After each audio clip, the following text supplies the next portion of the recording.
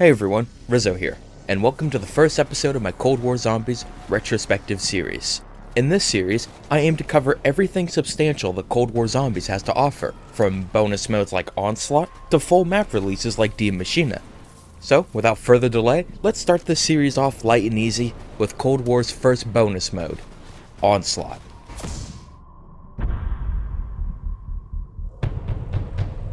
Diving right into the positives, the gameplay loop of Onslaught is incredibly simplistic and undemanding. All the zombie staples, from perk machines, to the mystery box, to even Pack-a-Punch are absent. Instead, you just load into a multiplayer map, follow an orb, kill zombies, and occasionally fight Big Chungus.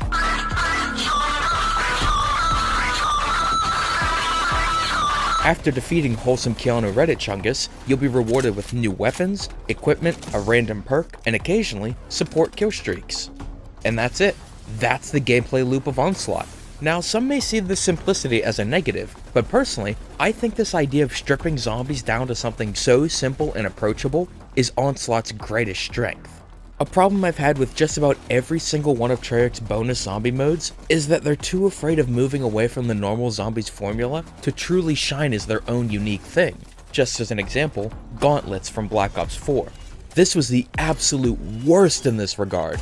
It was just normal zombies gameplay on normal maps, but with tacked on objectives that often slow the game's pace to an awkward crawl. For me, zombies is at its absolute worst when you have to hold one zombie at the end of the round to complete a task.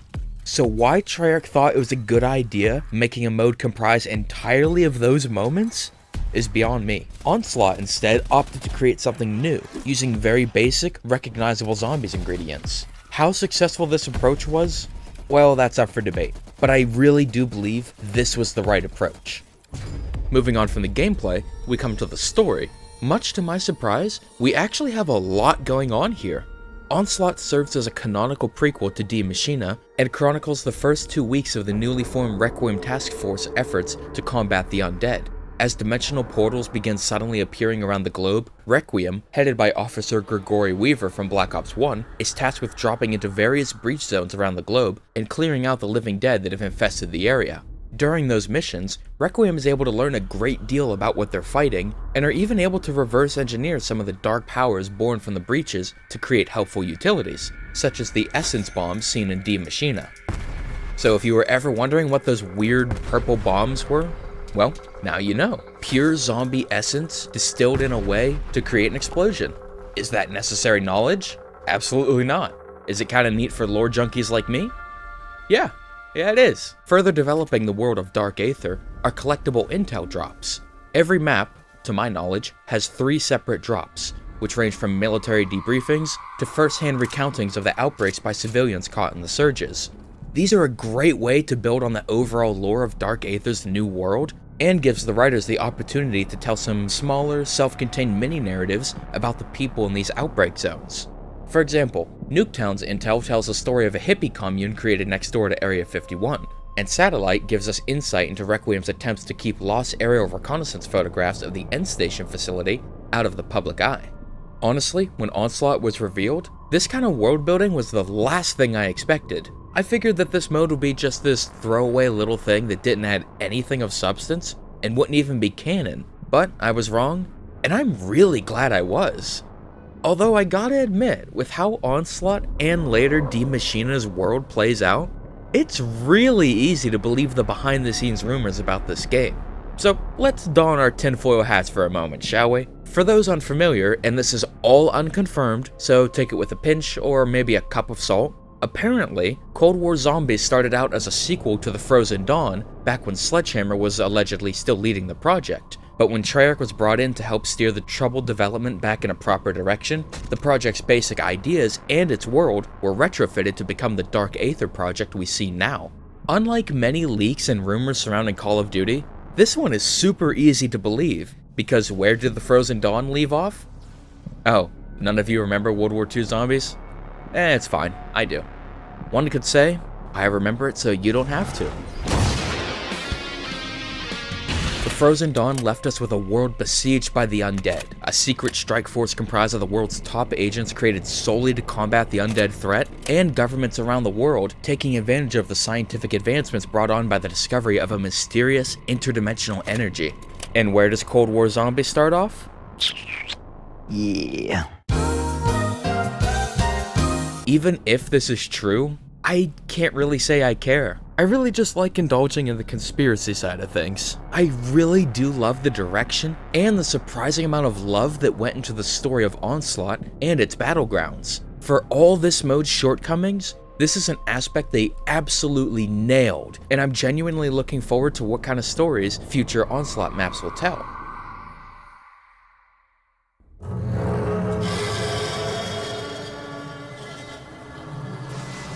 Now here's where we talk about what just doesn't work in Onslaught. Sadly, most of the problems here are gameplay related. Hold on a minute, I hear you interject. I distinctly remember you praising Onslaught's gameplay ideas like 3 minutes ago. Yes I did. The ideas are indeed solid, but that's just it. The ideas are good. The execution of said ideas is not. Onslaught has a few key issues that really cripple the overall experience. The biggest of which is that the loot dropped by the megatons seemingly has no checks and balances in place. What I mean by this is that weapon rarity does not necessarily increase along with the surges. It's entirely possible, hell, it's actually a common occurrence, to get stuck with blue tiered weapons at Surge 30, which looks a little something like this. Stop it! You're hurting him, stop! This leads to the games ending via the leave match button rather than an actual game over more often than not. That should never happen. The game should never get to a point where the player gives up out of frustration because they aren't able to dish out enough damage to kill enemies. For as much as I love the mode, this is a problem I've always had with Call of Duty Zombies. Even the ones I adored like Black Ops 1, Black Ops 3, and World War II eventually arrived at a point where the gameplay balance would just collapse and I'd end up quitting to do something better with my time. Now here's some context for newer players. Prior to Black Ops 4, zombie health could scale endlessly, eventually scaling into the millions. For reference on how ridiculous this is, George Romero on Call of the Dead, this big giant zombies boss, had a static 250,000 health in solo, with a multiplier that was added per player. This means that an ordinary zombie could become spongier than the spongiest zombies boss ever made, which makes it so that eventually you'll just have to rely on one-hit kill wonder weapons and traps, which gets boring really quick. You see why this is a problem now? Onslaught faces this exact same issue, but much worse. Whereas in normal zombies, it would gradually fall apart over a couple hours, Onslaught quickly collapses in just a few minutes. Surge 15, everything's fine. Surge 25, it's abject misery. Adding to this is that Megaton health is way too high in the later surges. Rather than naturally increase the difficulty of elite fights through increased zombie spawns or shrinking the surge zone or something interesting like that, the megatons are instead made into near invincible bullet sponges. This is completely at odds with the rest of the mode's fast-paced gameplay, which brings me to another problem and really a question. What does Onslaught want to be? If you go into the menus, you'll see that there's rewards for beating certain waves. These rewards taper off at Surge 25, which is about the time the balance completely shits the bed. But on these same menus, it tells you maximize survival time. So what is it? Is it supposed to be a limited round gauntlet where you go for gold and then the match ends? Or is it supposed to be an infinite wave survival mode? Because it certainly isn't balanced for the latter, yet doesn't fully commit to the former. What I mean by that is that the final surge to obtain that gold chalice isn't different from the other surges. It's just another megaton fight. And that leads to a general feeling of disappointment, and leaves me thinking, okay, I guess I should just keep going. But the game simply isn't balanced for that. Aside from the megaton weapon drops, this conflict of interest the mode has with itself is the absolute worst part of it all.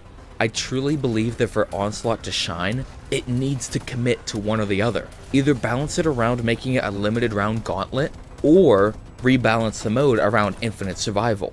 Because at the moment, it doesn't know what it wants to be, and that leaves both sides kind of underdeveloped. And one last gameplay issue I want to talk about that isn't too big of an issue, but it's still something that bothers me a bit, is the pacing. the pacing of the match is frequently interrupted by the orb's movement. To fix this, maybe have a few stragglers spawn in during the surge transitions. Funnily enough, this exact thing can happen during the holiday variant of Onslaught. If you pick up a naughty or nice power-up towards the end of the surge and get naughty, Blitzenhunds can continue to spawn in during the orb's travel. I think something like this, where a few zombies spawn in during intermissions, should be integrated into Onslaught as a standard gameplay feature. Is it a hollow way of keeping the game's pace up? Yeah. Does it work though? Absolutely. And this last bit isn't Onslaught's fault, but I have to talk about it. PlayStation exclusivity. This sucks. And I just want to make it clear real quick. I know that Treyarch isn't to blame for this. The blame falls solely on Activision and PlayStation. And I really do feel bad for Treyarch in this situation. Because let's imagine, you're a game dev for one of the biggest game franchises on the planet. You spend so much time working on something cool with your team, and you're excited to share it with players all around the world. And then Activision comes down like, hey idiot, this thing you've been working on? Yeah, well now it's a PlayStation exclusive, and a giant majority of your fans won't even be able to play it for another year. To hear that must really suck, and I really feel bad for Treyarch on this one.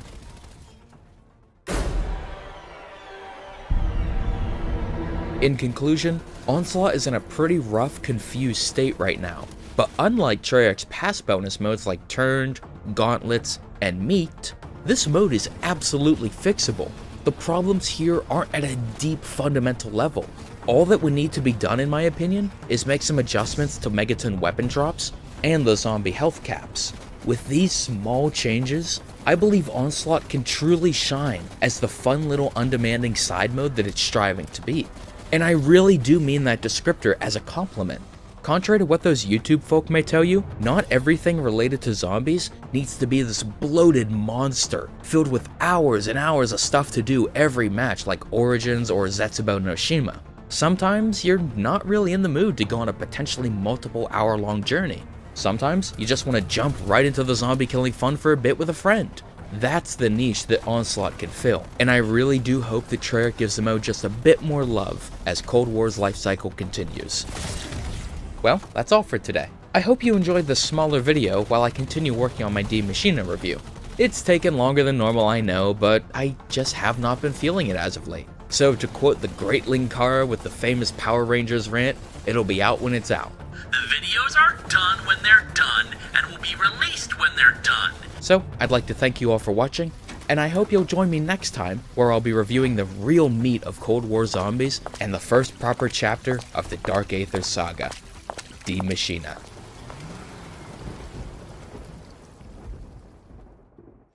Well, so do you open the little sarcophagus? Yeah, I think so. Why not? Inside, you see a little mummy, Yeah. only 6 inches tall. Is he He's Mogilla's? smiling. No, it's not Mogilla, but it could be anything. Do you fucking? What do you do? Do you eat it? Do you send it? do you send it to NASA? What do you do? I take a picture of it and put it on Instagram. His his little eyes open. And he goes, ah! He grabs your phone and says, "Don't take it." Hey everyone, Rizzo here, and welcome to the second episode of my Cold War Zombies you guys are right. A bit premature to refer to this as a retrospective, so let's just go with Cold War Zombies review series. Not as catchy, but whatever. Later in today's episode, we'll be covering the first real installment in the new Dark Aether story. But first, let's talk gameplay, shall we? Before discussing the map itself, I'd like to talk about all the changes made to the core gameplay of Zombies this year because it doesn't matter how good the maps are if the core gameplay is fundamentally flawed.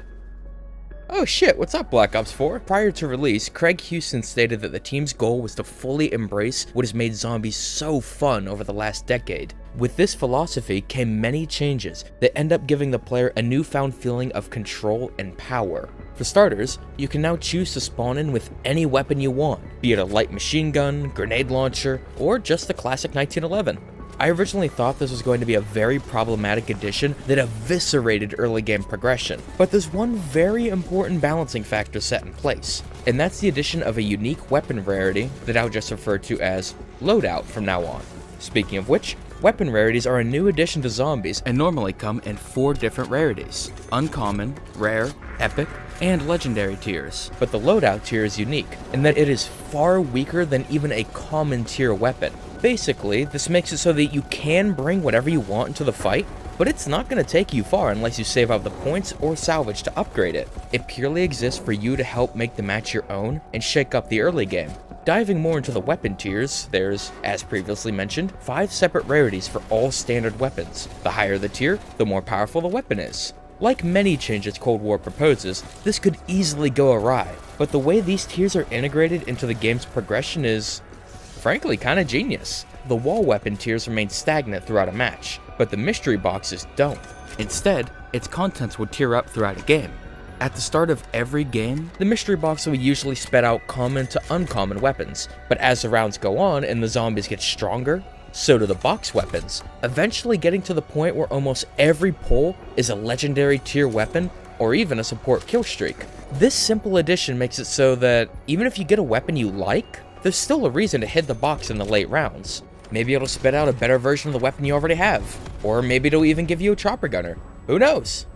Chopper gunner, by the way, every bit as fun and fulfilling to use in zombies as I thought it was going to be. God, I live for this! But let's say you're like me. You don't like relying on the RNG of the box and have really grown attached to your starting weapon.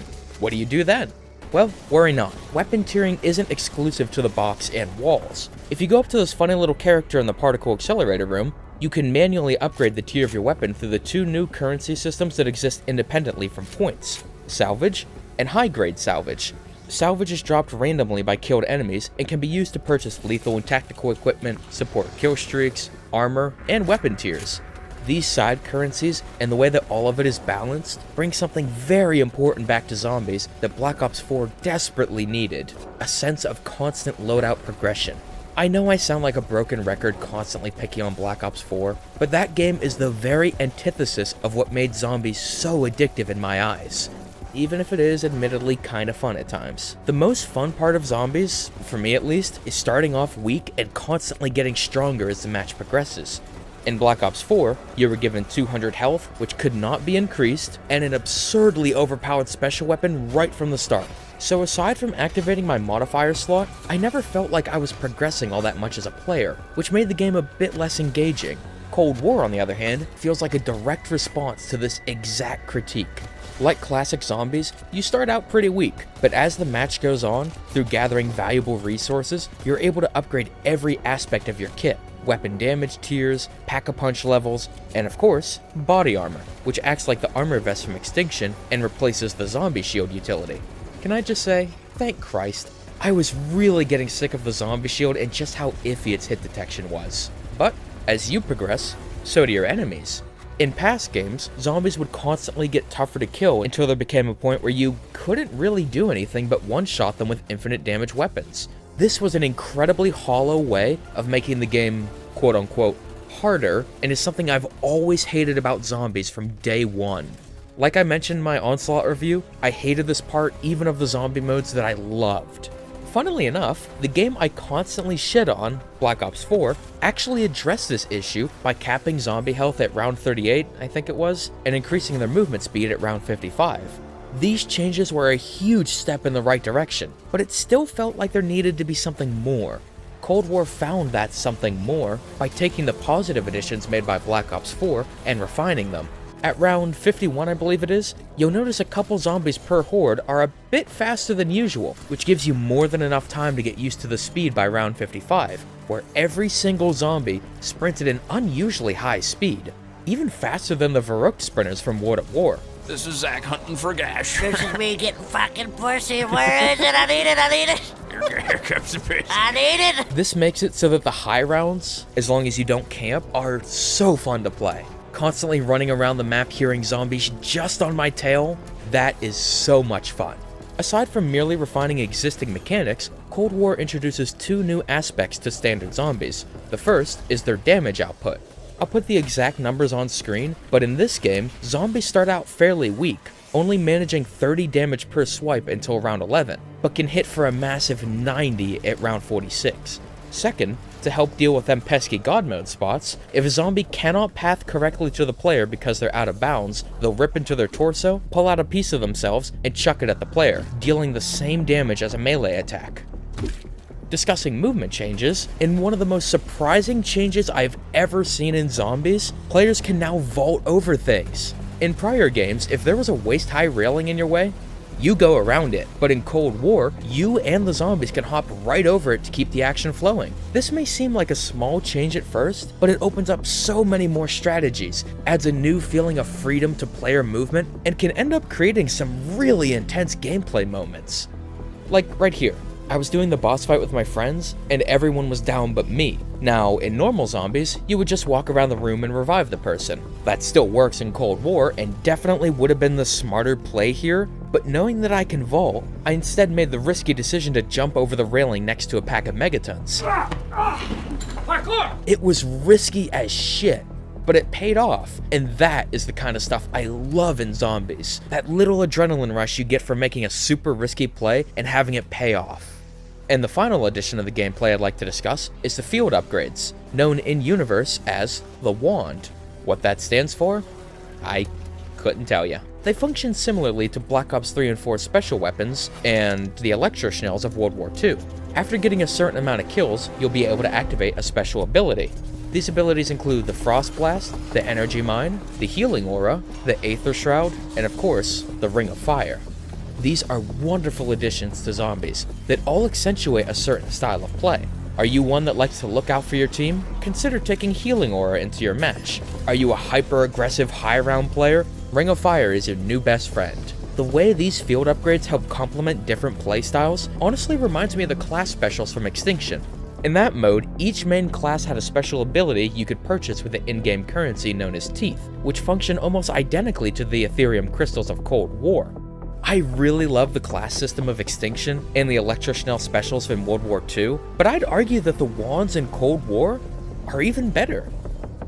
So, there's a ton that I love about this iteration's core gameplay. I've made no secret about that. But there are a few changes and implementations I can't exactly get behind. For starters, you're limited to a single self-revive per game in solo. Sure, you can find additional revives in Dark Aether Crystals or through loot dropped by zombies, but that's entirely up to chance, and you can only carry a single revive on your person at a time. This can make solo play oddly oppressive for newcomers, considering the lengths the rest of the game goes to welcome them. But once you reach player level 54, you can actually craft self-revives at the build station, and the revive system becomes completely busted in the opposite direction. From what I can tell, there is no limit to how many you can craft in a single game, be it solo or co-op. And since high-grade salvage is given out like candy in the higher rounds, as long as you can make it to the workbench, your game really can't end. I love that they went for a much more power-trippy style of gameplay for this year's zombies, but this is way too far in the other direction in my opinion. There needs to be some fear of failure in the gameplay. Even though I never felt like high rounds were an actual test of my skill, that possibility of failure is what made them kind of fulfilling at times. Knowing that I did indeed have limited chances and still made it far. And the only other issue I have is with the zombie damage increase. Well, more specifically, the lack of player communication. For those of us weirdos with a spreadsheet of all the zombie health and damage increases and what round that happens on, this isn't a problem, but I was playing with a friend who hadn't actually played much of the game, and he went down incredibly quickly on round 31. When he asked why, and I clarified that this is the round when zombies start dealing 75 damage a hit, he pointed out that there was absolutely no way for him to know that. And that got me thinking, there really is no way to tell unless you take a hit. That is a problem, and I'd like to propose a simple fix to this issue. I know you're probably really sick of the World War II comparisons, but hear me out. During the prologue to the Final Reich, if you stayed inside the house for a bit, Marie would comment at the start of a round, "They're getting stronger." This clues the player in to the basic mechanic of increasing zombie health. For veterans like myself, this was a real, yeah, no shit moment. But when designing a game, you can't make it purely for people like me that play these games religiously. You need to communicate these basics to the player in case this is someone's first time picking it up, which is something Infinite Warfare and World War II absolutely excelled at. I think adding something very small like this into Cold War, where your operator makes a small comment on rounds 11, 31, and 46, would be a solid way to help communicate to players to keep their guard up, because the gameplay is about to change. But what about the people that play with voices and subtitles off, I hear you ask? Well, and I'll put this as lightly as possible, those people are hopeless barbarians. They are the same people who played the tortured path with Raven Team on launch day and then wondered, why isn't there any story dialogue? There are some people you just can't help. Hold up, before ending this segment, I need to talk about one more thing. The multiplayer-ification of zombies. Now, that probably sounds like a weird point to those of you listening to this review like a podcast, but for those actually watching, I think you know what I'm getting at. The game's heads-up display is abysmal. For context as to why I hate this so much, let's look to the past. In prior entries, zombies had unique heads-up displays and user interfaces that, on a good day, complemented the theme and style of the maps. Maps like Mob of the Dead and Buried started this trend back in Black Ops 2. But Infinite Warfare Zombies is easily the greatest example of this. Each map's HUD had such a unique, colorful energy to it. From Spaceland's sticker pack to Shaolin Shuffle's New York City newspaper, there was a charm to that UI that really complemented the experience. With this in mind, let's return to Cold War. There is literally zero charm or unique style to this whatsoever. Not only that, but the HUD is actually an active distraction while playing. I don't need 30 medals popping up on my screen whenever I kill a horde of zombies, and I especially don't need this awful zombie elimination taking up such a large part of my screen. This visual assault is a problem I have with modern gaming in general, where they feel the need to constantly shove shit in your face to trigger a slight dopamine release. But seeing it finally creep its way into a mode that is surprisingly shied away from that nonsense is a bit disheartening. So with the general gameplay covered, let's see if the game's sole launch map can match the incredibly high standards of the general gameplay. Without further delay, welcome to Die Maschine.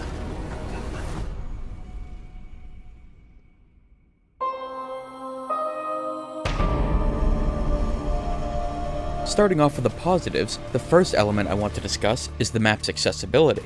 One of the most important things that makes a solid launch map in my opinion is its player accessibility. How hard is it for new players to get into?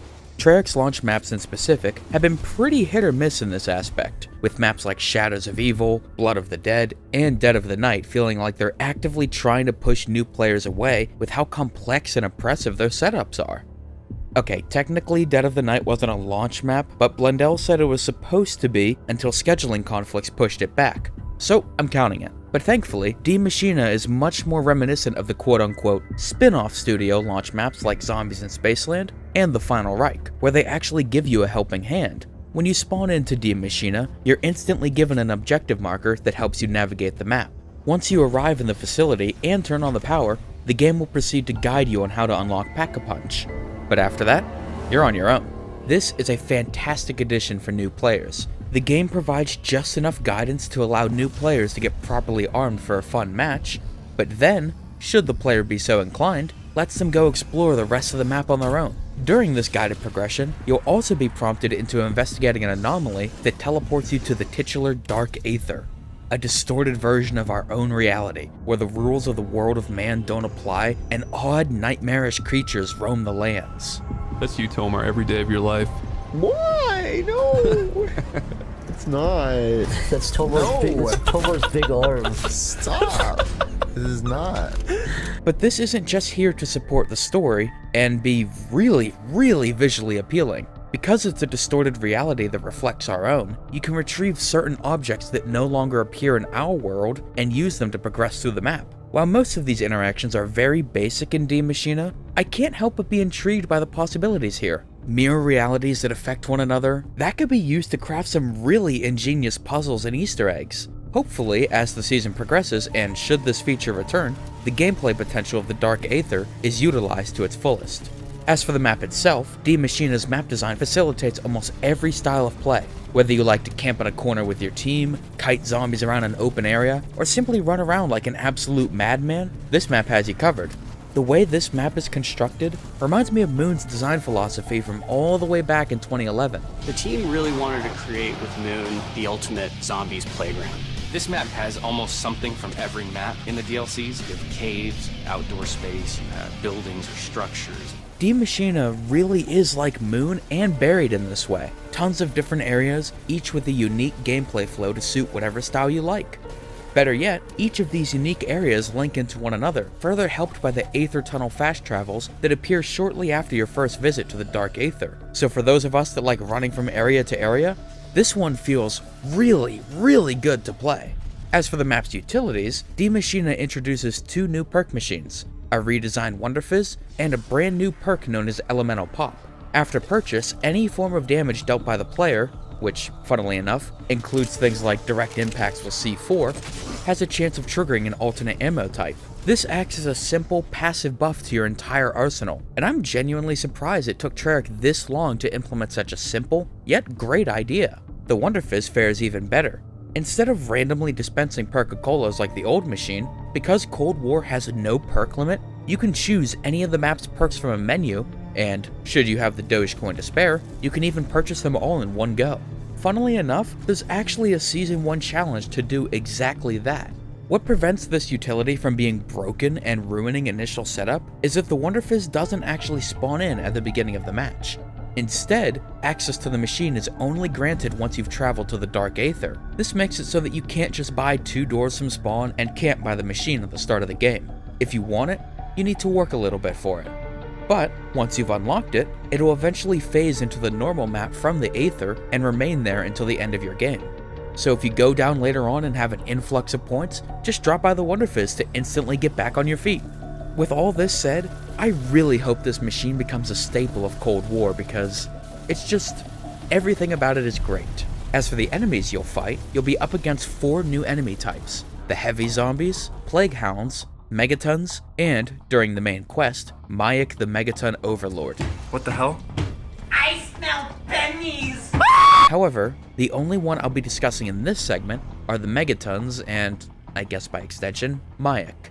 Serving as the mini-boss of Die Maschine, Megatons are these massive radioactive Russian zombies that have multiple forms of attack, a powerful melee swipe, and 2 separate projectile attacks, a blast and a bomb. The blast fires 3 shots at the player at a time, whereas their bombs actually linger on the field and chew right through the player's armor if they get too close. However, if you have the Die Maschine, you can simply suck up the ball and remove the threat from the field instantly. Balance-wise, I think these enemies are very similar to Chaos's Blightfathers. They're nearly perfect. Now, people do complain that they're a bit too bullet spongy, but I don't know, I don't see the issue. Again, what's the issue? Okay, jokes aside, I truly don't feel that the Megatons are too strong. While they can admittedly get quite powerful in the later rounds, so can the player. The Megaton's health values appear to be balanced around the standard player's progression. The first Megaton encounter will usually happen a round or 2 after unlocking Pack-a-Punch, so if you have a packed weapon, they're really not that hard to take care of. And the next spawn usually arrives by the time you've gathered enough resources to upgrade your weapon's rarity or pack level again, and so on. Honestly, the only problem I have with the Megaton isn't even the enemy's fault. If you get too far away from a Megaton, and this is particularly egregious around the tunnel area because of how its spawn points are set up, sometimes the game will just respawn the Megaton right in front of you, and there's jack shit you can do about it. This game is trash.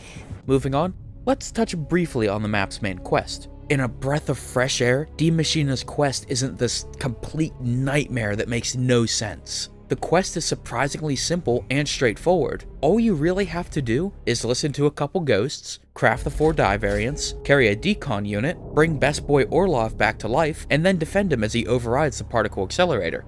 That's it. The steps are logical, easy to complete, I don't have to constantly have a YouTube guide open, and in a nice compromise between World War II's Notebook and Treyarch's complete lack of guidance, each step has a vague Aether hint to help you progress.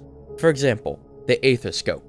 When collecting the parts, a word hinting to the piece's location will appear next to its associated anomaly. Or later on, the word stolen will appear next to the Der Weschler's power supply, cluing the player into a scavenger hunt where they need to find and return the machine's decon unit to proceed. This allows for player exploration and natural discovery, unlike the Notebook, but gives us quest challenge folk like myself a slight nudge in the proper direction. And one last gameplay-ish related subject that I want to touch on real quick is the commander voiceover. In lieu of actual character dialogue, each match is instead commented over by Officer Weaver and a second randomly selected member of the Requiem faction. Among these include Major Carver, Dr. Strauss, and my personal favorite, Dr. Meredith Grey.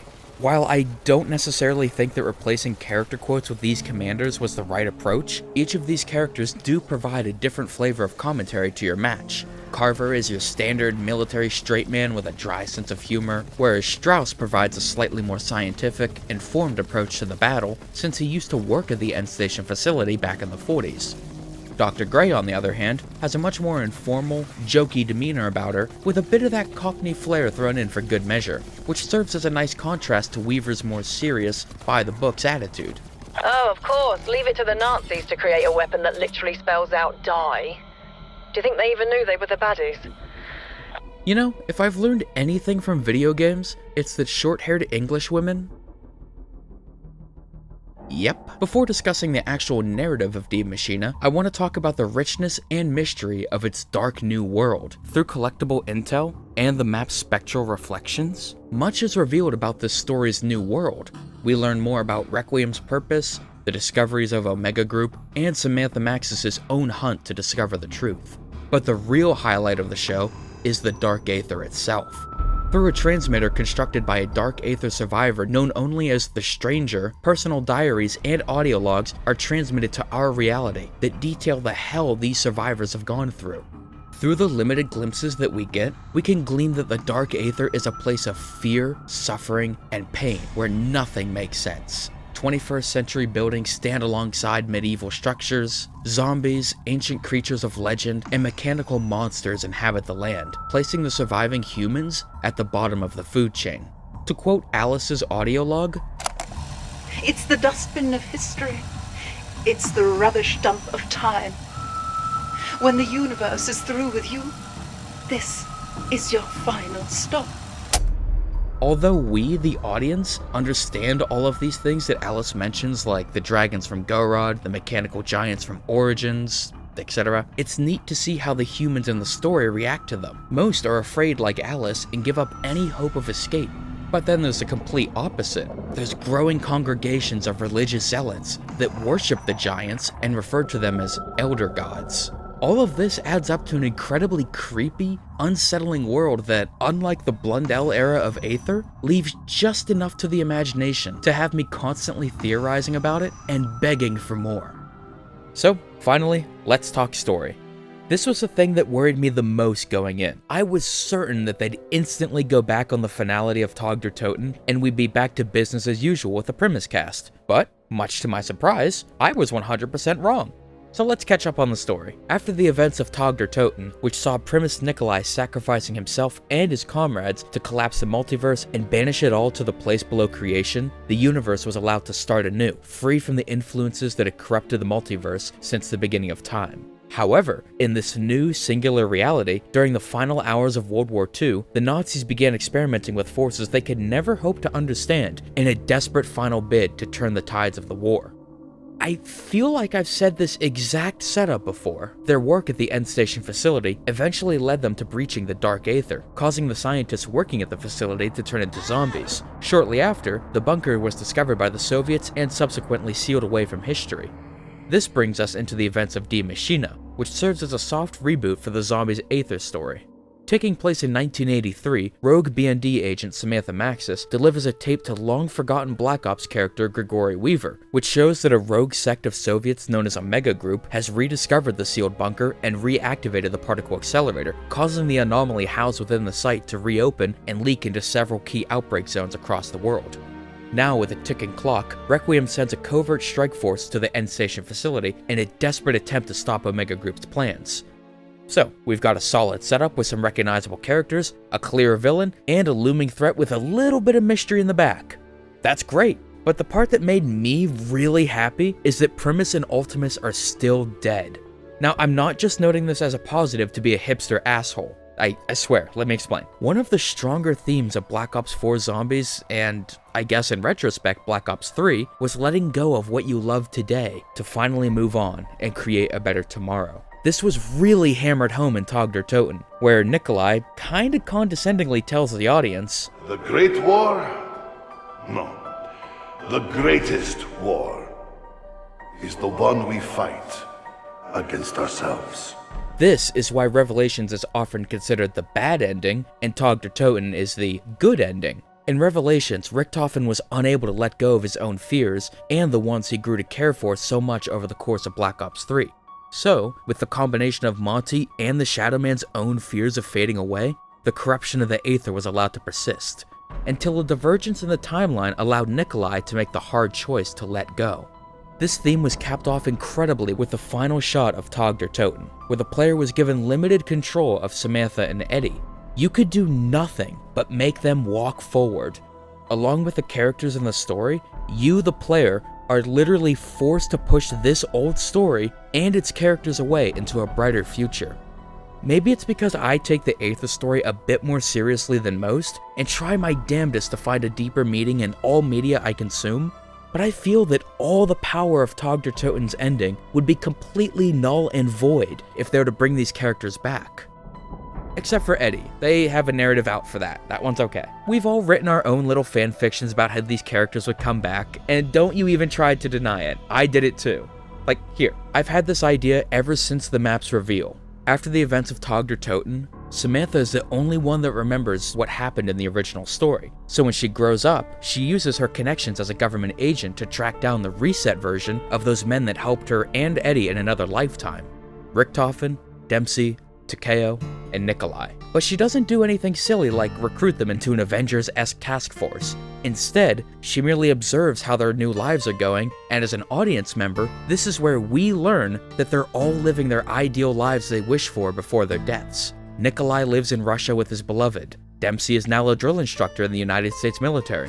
Richthofen teaches medicine, and Takeo spends his days at peace, listening to the joy of his children at play. Upon confirming that these heroes are indeed alive and living their ideal lives, ones where they no longer have to fight, because she's grown up and now fully understands the constant pain these heroes went through for her, she walks away, leaving them to live that better tomorrow that they all fought so hard for. Now, even though that sounds nice and heartwarming in theory, part of me would still hate to see this. Tag der Toten stated that as long as the Primus crew live, the corruption of the Aether will persist. They could, in theory, write around this by saying that since Primus didn't live in any dimension for a short time, that was enough to plunge the multiverse to the Dark Aether. But honestly, I would really prefer they don't, because they've done this before. Like 3 times. For reference, Origins was supposed to be the end, but then Black Ops 3 continued the story, nullifying any impact that ending may have had. But most of us were okay with it because Origins' ending was terrible. Then we got to Revelations. This map was built up as the ending of the Origins characters, one final battle for tomorrow between the forces of good and evil. And the outro cutscene flat out had a closing card that said, "The End." But then, the story was continued in Black Ops 4 via divergences in the timeline and nullified the very existence of Gorod Krovi and Revelations. Then we finally got to Tag der Toten, which, unlike the other endings, didn't leave any room for continuation because of the new rules they established in that map. It confidently and definitively closed the book on this arc of the story by delivering a bittersweet, hopeful ending, with one last beautiful send-off for the Primus and Ultimus characters that we've grown to love so much over the last decade. What I'm trying to get at with this long-winded, probably scattershot tangent is that not every story and group of characters needs a happy ending. Every story needs consequences. Craig Houston knew this when writing Tag, and I think that so far, his work on Cold War Zombies has done a pretty great job at respecting that idea.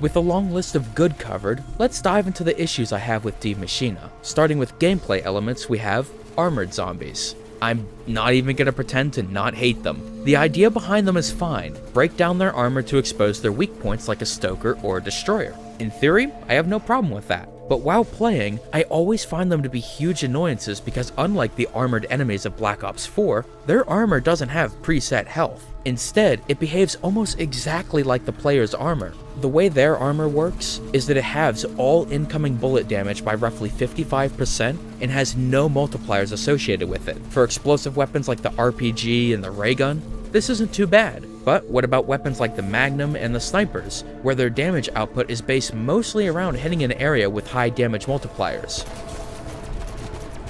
Yep. For as iffy as the jumping code is on the Plague Hounds, heavy zombies are the main enemy I would be ecstatic to never have to fight again, because they just make way too many of the weapons useless. Now, if they were retooled to be more like the Stokers or the Destroyers, then I'd be totally fine with them. But as they are now, they are a blight on Die Maschine.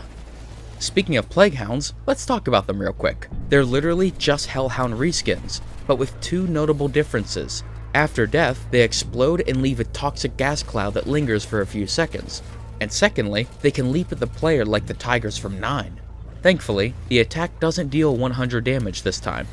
No idea what they were thinking when they made those things. These seemingly small additions make what has always been a laughably weak fodder enemy into something that can actually be somewhat threatening if not dealt with quickly. I love all of these ideas on paper and originally had this enemy in the good segment, but their actual implementation just isn't good enough. While Treyarch has fixed many issues with this enemy since launch, the way their jumps work is still really flawed.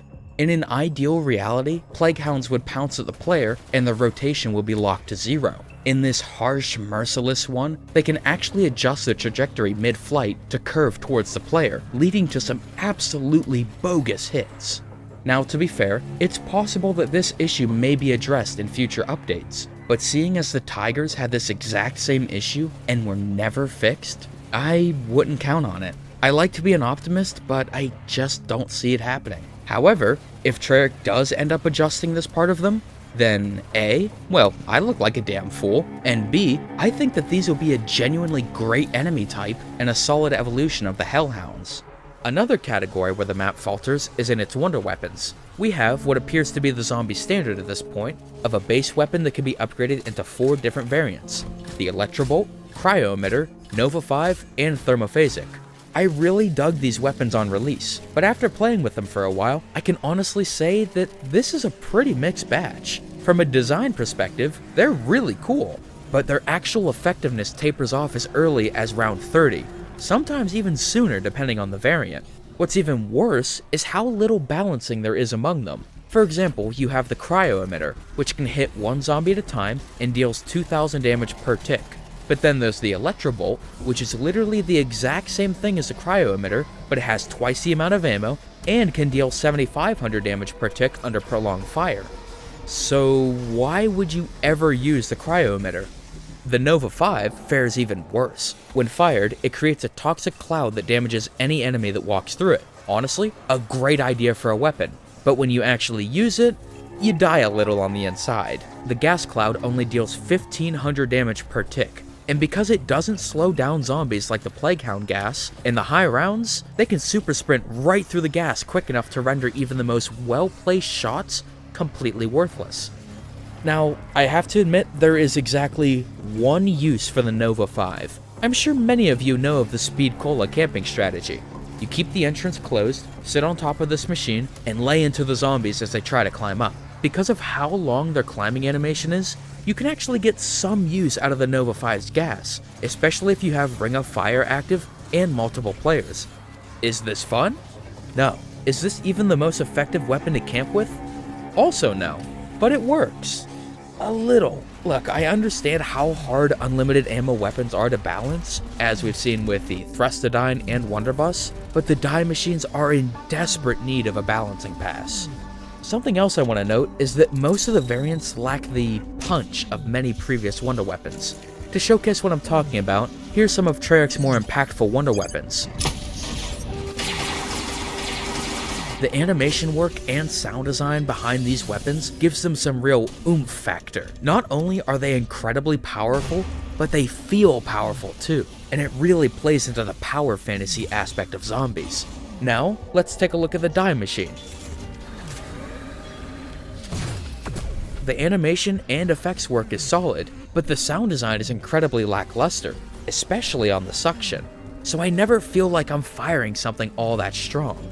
Moving on, the last gameplay issue I want to discuss revolves around the map's content, or rather, lack thereof. Aside from the wonder weapons and main quest, there really isn't that much to this one. It's just a big empty sandbox. A super well designed sandbox, but a lacking one nonetheless. This doesn't really bother me personally, because I play zombies primarily to run around and kill zombies with cool wonder weapons. But I figured I should bring it up regardless, because I know that this is a deal breaker for some, since we've been pretty spoiled by content-rich maps like Shadows of Evil, Der Eisendrache, Blood of the Dead, etc. Moving on from gameplay, let's talk story and characters. I discussed earlier how much I like the world building and the sense of mystery presented in this map, but the actual narrative and overall story is disappointingly bare bones at the moment. It's very much akin to Extinction's first map, Point of Contact. While the DLC cycle did bring a very deep mythology and large-scale narrative to the table, in Point of Contact, the only thing we had to chew on was, there's some weird aliens in Colorado, go set off a nuke and head back to base. That's literally it. The same can be said for Die Maschine. There's just not much here other than what feels like a prologue to something bigger. Now, once the season is over, we'll probably look back on this map just like Point of Contact and say, as a prologue, it did its job. But for now, for those of you who play purely for the narrative, this map ends up being quite the disappointment. And lastly, a lack of unique playable characters. When I initially heard that the playable characters would be your multiplayer operators, I was honestly kind of intrigued because I think the idea of crossing characters over from different parts of the Black Ops universe is one brimming with potential. But the problem arises in the fact that Die Maschine takes this awesome idea and does literally nothing with it. The writers could have fleshed these characters out and given them tons of quest-exclusive dialogue between one another akin to previous Zombies entries, but in-game, all we really have are generic quotes about killing zombies and reviving each other. None of them react to the quest steps or really anything happening around them, which is so disappointing. What I really grew to love about Zombies' quests, even though most of them were pretty poorly designed, was that you really felt like you were going on a journey with a group of comrades. For all the grief I give the game, and will continue to, Black Ops 4 was especially good at this. Whether you were attempting to free the souls of Alcatraz or complete the trials of the Nine, there was plenty of scripted interaction between our heroes. Cold War, on the other hand, lacks this quality, leading to the mode losing a bit of its charm and personality. And that's about it. I know this segment was pretty short, especially compared to the positives, but believe me, I tried. I sat for hours thinking of things to bitch about to make a more balanced review. But in truth, I found that there really isn't much about Die Maschine that I actively dislike.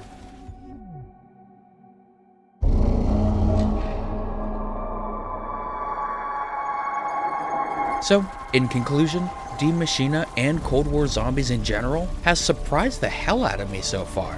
While it has some issues and lacks the personality of Treyarch's bests, I just find myself having such a fun time that I can't say I'm all that bothered by its faults. The changes made to player progression feels like a complete 180 from Black Ops 4, and the launch map is incredibly accessible, providing new players with a relatively simple playground to get acquainted with. The only real negatives I can list are the lack of playable characters, the wonder weapons are a bit of a mixed bag, and there isn't enough gameplay content within the map itself. That last issue likely has something to do with the alleged troubled development of this game, but whether this was indeed a Sledgehammer project that was Frankensteined into an Aether reboot or whatever happened, I don't care. All I care about is the end product, and whoever really is responsible for it, be it Sledgehammer, Treyarch, Raven, some combination of all three, whoever, you all did a great job and ended up making something that I feel is really special. I'm super curious to see what you all have in store for us as the DLC season progresses. Well, that's all for today. I know this took a lot longer than usual to have out, but I simply wasn't feeling it for the longest time. And I'm very much a it's done when it's done kind of guy. If you try to force a project out, it's gonna end up terrible, or at least not as good as it could have been. I know that I can do better than that, and you as a viewer deserve better. So anyway, thank you all for watching, and I hope you'll join me next time when we cover the game's first DLC map, Firebase Z.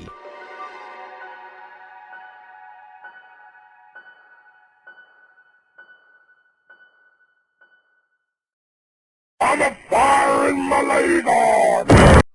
They did it.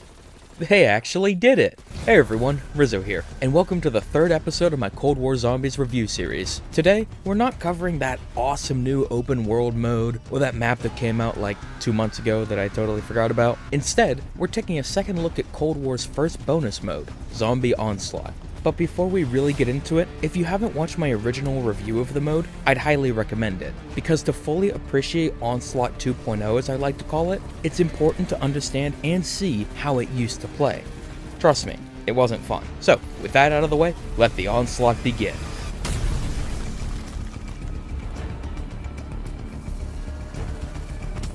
Since my initial coverage of the mode, much about Onslaught has changed. The core formula has remained untouched, but the player progression and power potential has undergone a complete overhaul. You still follow an orb around multiplayer maps and fight off increasingly difficult waves of zombies, with the occasional elite thrown in for good measure. Previously, there was no way to pack-a-punch your weapon, and our trusty robo-buddy Ivan was absent from the mode, meaning that you couldn't increase a weapon's damage tier or obtain armor higher than level 1. This made the mode a complete slog after 20 minutes of play. Flash forward to now.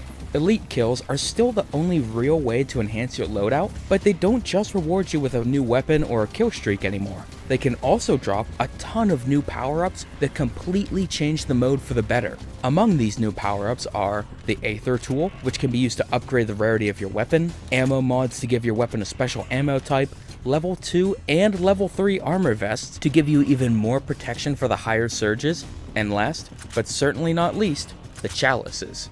Consuming the Cum Chalice will pack-a-punch whatever weapon you're currently holding and come in 3 separate rarities that correspond to pack levels. Bronze for pack 1, silver for pack 2, and gold for pack 3. The inclusion of these power-ups single-handedly addressed the biggest problem that I and many others initially had with Onslaught. Its absolutely horrendous gameplay balance. Because the zombie health progression was the exact same as it was in the round-based maps, the game's balance quickly collapsed in on itself because you simply could not deal enough damage. But now that these new power-ups exist, you can, and then some. And you're gonna need these upgrades because just recently, to balance out this new power, Treyarch added super sprinters to the Onslaught enemy pool. This inclusion makes the gameplay of the smaller maps really intense in the later surges.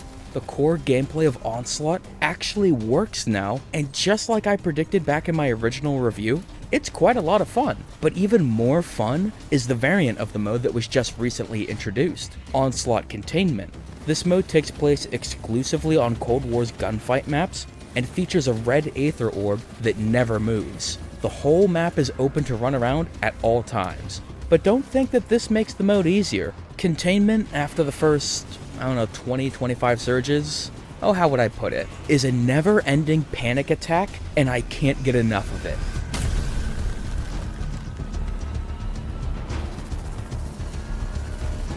Despite all of these positive changes, and I really can't undersell how good they are, there are a couple of things that still aren't perfect. For starters, the drop rate for golden chalices is astonishingly low, even in the higher surges. So if you're the type of player that likes switching up your arsenal throughout a game, you'll be putting yourself at a huge disadvantage, because it's highly unlikely that you'll be getting a pack 3 chalice for that shiny new toy anytime soon. Another element that kind of falls flat, the new elites. To spice up the boss rounds, 2 new elites were added to the spawn pool after the release of Funny Base Z, Manglers and Mimics. Unfortunately, even though they're really cool additions on the surface, they are far weaker than the Megatons, so it doesn't feel like you're actually struggling to take down this powerful zombies mini-boss. It feels like you're shooting slightly beefier than average zombies, and if you have Ring of Fire or Frost Blast ready, well... Get absolutely fucked.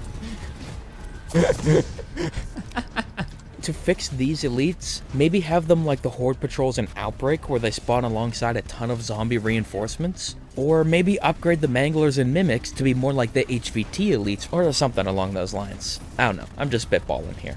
And lastly, there's the issue of the Aether Orb's constant traveling. After every surge, the orb will travel to a new part of the map before zombies start spawning in again. I have never been a fan of this, as it makes the pacing of each match very awkward, especially when playing on larger maps like Crossroads and Miami. On the small to medium sized maps, the time between surges is roughly the same between rounds in normal zombies. This downtime is fine in wave-based zombies since the rounds last quite a while, and sometimes you need that downtime to find new equipment or help a teammate up. But there's not really much of that in Onslaught. Since the arenas are repurposed multiplayer maps and all progression is done through elite encounters, you're just sitting there twiddling your thumbs as you wait for the fun to start again. I think a good band-aid solution for this would be to maybe have the orb only move after every elite encounter. That way, you get about roughly 3 times the amount of action, but the orb still moves around the map, so you get to play in different parts of it.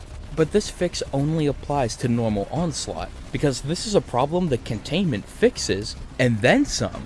But unfortunately, the reveal trailer states that it's a limited time mode, so this arguably superior version of Onslaught might not actually be around for long, which is a damn shame because it's genuinely really good. On the off chance that any Treyarch developers are sitting in the audience at the moment, if you want to take it out of the public playlist eventually, that's fine. But if you could keep containment available as an option in private matches, that'd be great.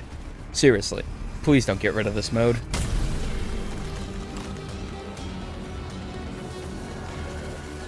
So in conclusion, Onslaught has come a long way. When I initially covered this mode a few months back, it was in a really rough, unbalanced state. But underneath all those balancing issues, I could see that there was indeed potential here. It just needed a bit more love, and thankfully, Treyarch took the initiative and gave it some. No longer does the mode's gameplay balancing completely collapse due to bad RNG. No longer do you quit out of pure frustration because you can't actually kill enemies. You can play as long as you want now, or as long as you can because those super sprinters are kinda tough to deal with. Onslaught is just, it's good now.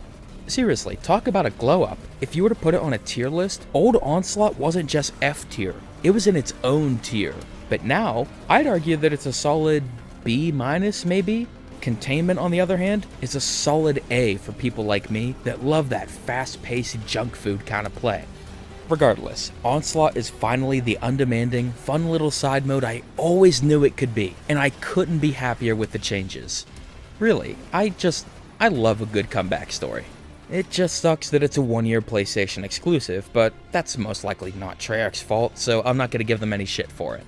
Activision, on the other hand, yeah, fuck those guys. Well, that's all for today. I know this video was very short compared to my normal reviews, but honestly, there wasn't really all that much to say. I just felt like with how critical my original review was, and how it doesn't really reflect the mode as it is now, that updated coverage was warranted. And with that, I'd like to thank you all for watching, and I hope you have a wonderful day. Take care.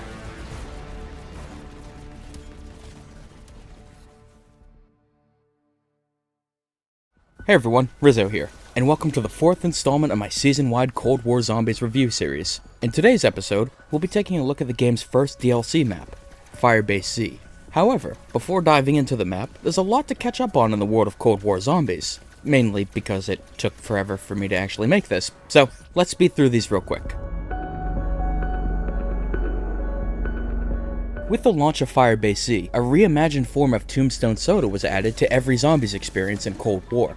As well as incorporating elements of Who's Who, it also retains its classic effect, where you leave a tombstone cache on death that you can pick up the following round. But unlike the Black Ops 2 iteration, there's actually a solid balancing factor in play. To pick up the tombstone, you'll have to trade every single point to your name. I've seen a significant amount of backlash to this change, but I think it's actually a very solid inclusion, as it gives some consequence to player death. In Green Run, you could just pick up the tombstone and continue on like nothing ever happened. But in Cold War, sure, you can get your loadout back, but since you have 0 points, you still have to put in the effort to get 100% back on your feet, and play very carefully until that happens. Shortly after Firebase Z's release, a massive open-world sandbox mode called Outbreak was added to Cold War. The mode takes place on the game's Fireteam Dirty Bomb maps, and features all sorts of neat weapons, mini-bosses, vehicles, Easter eggs, objectives to complete, Orda encounters, and just recently, the mode's first main quest, complete with a surprisingly great final boss fight. I'm not going to turn this video into an Outbreak review, so I'm just going to say this for now. I've been wanting a big, dumb sandbox mode since I first started playing zombies back in 2010, and this mode did not disappoint. Tier 4 and Tier 5 upgrades were added to every perk, wand, and weapon class in the game, allowing for even more ways to break the game's balance. A new ammo mod called Shatter Blast was added to the Pack-a-Punch machine and to Outbreak World Drops. This ammo type is primarily meant to help deal with the dreaded heavy zombies by creating a cluster explosion upon activation that stuns all basic enemies and shatters the armor of any zombie caught in the blast, hence the name Shatter Blast. It's a decent enough option, especially on Outbreak where every single enemy is a heavy zombie for some reason, but I would have preferred it if this ammo type only activated upon shooting an armored target. I can't tell you the amount of times I've been kiting up a horde only to have one little zombie get in my way, forcing me to shoot it and waste the Shatter Blast, and then have to wait another 40 seconds for it to charge back up. 2 new wand field upgrades were added. Frenzied Guard, which acts like a beefed up version of the Now You See Me Gobblegum from Black Ops 3, and Toxic Growth, which I'm certain is only used by players that like to sit in AFK glitches. Speaking of wands, a nice quality of life change was made to them where the effect activates as soon as you press the button, rather than forcing you to wait on the animation. Treyarch actually addressed the problem I had with self-revives by making it so that every time you craft it, the price goes up by 50 rare salvage. I swear, someone at Treyarch watches these videos, because this isn't the first time one of my criticisms was addressed. Remember how I slammed the Tundra gun when Tag der Toten came out? It couldn't get one-hit kills past maybe round 35, and had no place in the map's wonder weapon meta. But shortly after that review went up, the Tundra gun got silently buffed to one-shot kill at any round. There's also the whole fixing literally every single issue I had with Onslaught thing. It's just suspicious is all I'm saying. Unlock challenges were added to every single post-launch weapon in Zombies, so if you're a Zombies-only player that simply refused to play the multiplayer for the new weapons, worry not, you never have to touch multiplayer again. And the last of the global changes, the ones we've been asking for since the start of Season 1, all DLC weapons are now available in the Mystery Box rotation, and better yet, you can finally create custom mods and apply them mid-game. So basically, weapon kits are back, but you can change them up mid-match by selecting a different variant. It kinda kills that whole re-roll attachments feature offered by Ivan at the Armory, but I honestly don't care, because this is a fantastic quality of life change, and I'm so glad Treyarch listened. On the Onslaught side of things, we got a few adjustments. Surges now take significantly longer to complete, and Super Sprinter zombies were adjusted to begin spawning in earlier. This leads to a greater action to downtime ratio and much harder surges overall. Amidst the sea of positive additions, there is one bad change, and that's the changes made to high round zombie health. At launch, standard zombie health was capped at 30,000. However, after the May 18th update, it can now increase all the way to, I believe it's 120,000 at round 87. I get the idea here was to make high rounds a bit more challenging, and it's an idea that I agree with in theory because 30,000 was a bit low, but the execution leaves so much to be desired. Because Cold War has been balanced around the 30,000 health cap until this point, many problems quickly popped up that should have been addressed early on. All wonder weapons become incredibly ineffective past round 40 because their damage values weren't adjusted properly, or at all. Melee weapons no longer one-hit kill at any round, making that entire weapon class kinda pointless. Most wand upgrades become a complete waste of time, leading to even less variety in that category, and the worst of all, the health cap is simply way too high when combined with the game's increases to zombie speed and damage output. Prior to this, if your reflexes were fast enough and you planned your moves accordingly, you could still kind of hold off zombies before they dealt too much damage to you. Now, their health can be so high that it doesn't matter how fast you are. Sometimes you're just fucked no matter what. Unless of course you camp with Ring of Fire.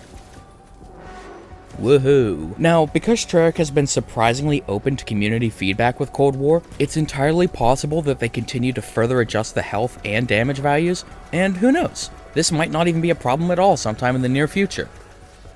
Oh, would you look at that?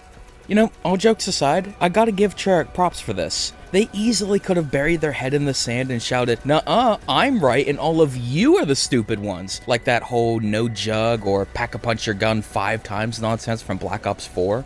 But they didn't. They made a change, saw community feedback, realized, okay, maybe there's some room for improvement, and decided to take another crack at it. Now, you could be a smartass and say, oh, well, they should have saw this coming and never made the mistake in the first place. First off, shut up. Second off, unlike publishers, developers are human too, and they make mistakes just like you and I.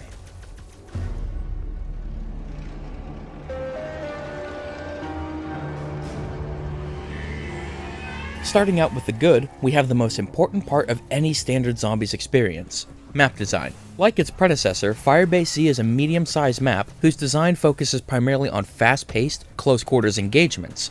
And like Die Maschine, upon turning on the power, many of the map's locked doors will open up and allow for each of these individual areas to flow into one another much more fluidly.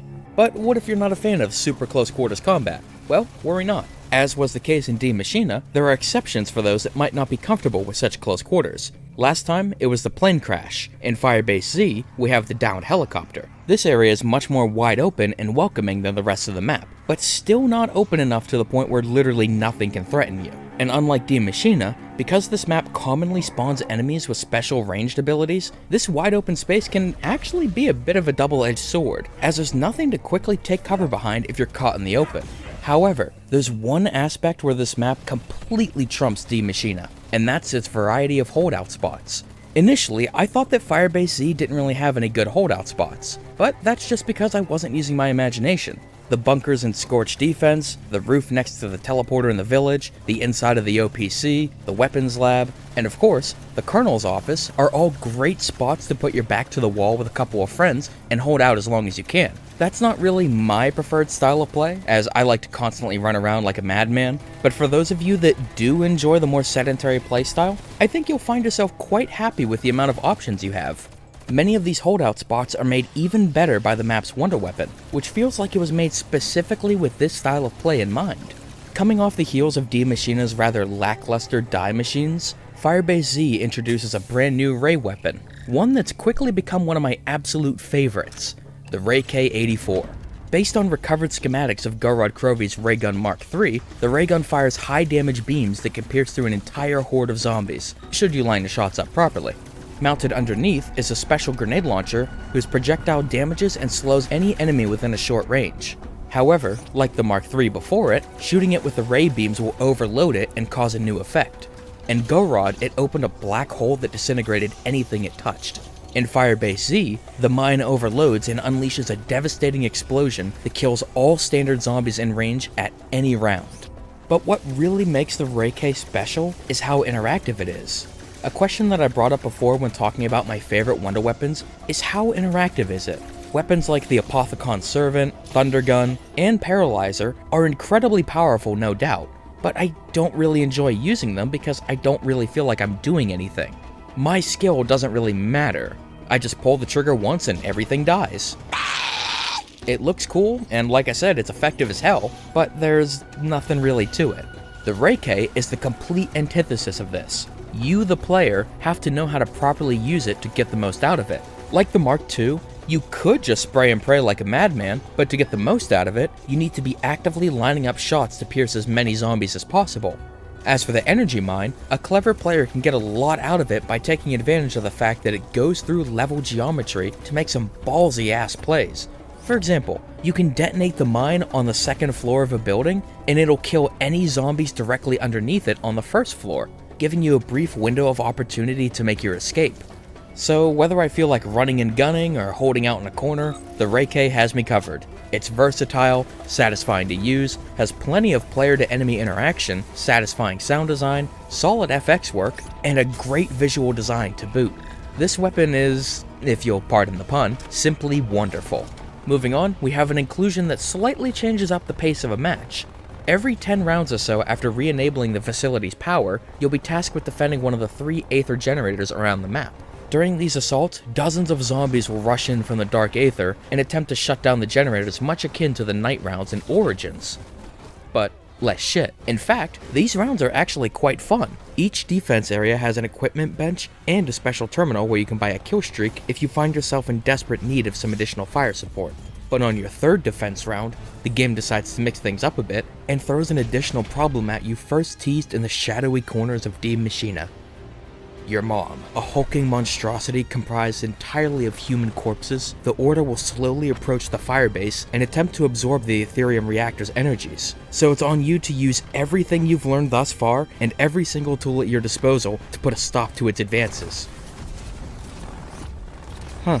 They just completely forgot to playtest this, huh? Part of me is disappointed that they so quickly pulled the curtain back on these giants, as it kinda ruins that unsettling aura they had when we knew nothing about them. But on the other hand, fighting a big fucking chungus in the middle of a zombies map is just so goddamn cool. Now, it's easy to compare these Aether Assaults to some of the objective rounds in, let's say, Exo Zombies, but there's one big difference between those and the Assault Waves. The Exo Zombies objectives try to cram the objectives into the flow of a normal match without accounting for how it would destroy the moment-to-moment gameplay. The Aether Assault Waves, on the other hand, completely stop the normal gameplay flow and divert all the player's attention to the objective.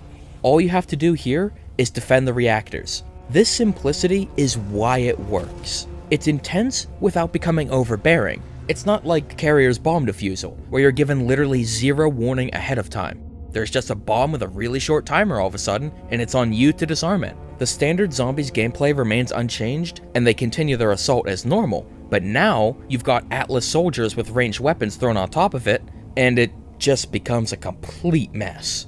Like, can you imagine how awful the Aether Assault rounds would be if zombies kept spawning in normally in addition to the Aether portals, and you weren't given that 30-second timer to get ready? Holy shit, what a nightmare.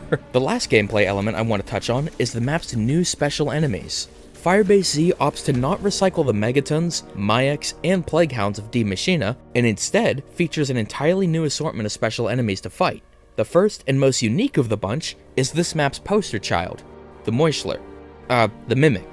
Treyarch really be out here asking Sledgehammer, hey, can I copy your homework? A monstrous amalgamation of several corrupted Omega Group workers, the Mimic can, as the name suggests, mimic the environment around it to camouflage itself. Whether this is done by taking the form of a common household item like a chair, an enticing piece of ground loot like a chopper gunner, or in incredibly rare situations, a perk machine, mimics are meant to be slightly more intelligent than your average undead. But they don't just rely on this to do damage. If a player gets too close, the Mimic can either swipe at them with powers similar to a Megaton, or grab them with their creepy little tentacle things and bite them. They also have a ranged attack to help deal with out-of-map glitches, where they'll spit an electric goo ball at the player. Stop that. The only problem I have with the Mimic is that, like the Crimson Nosferatus from Dead of the Night, their bite attack is potentially devastating. But sometimes it just bugs out, leading to the player taking absolutely no damage from the bite.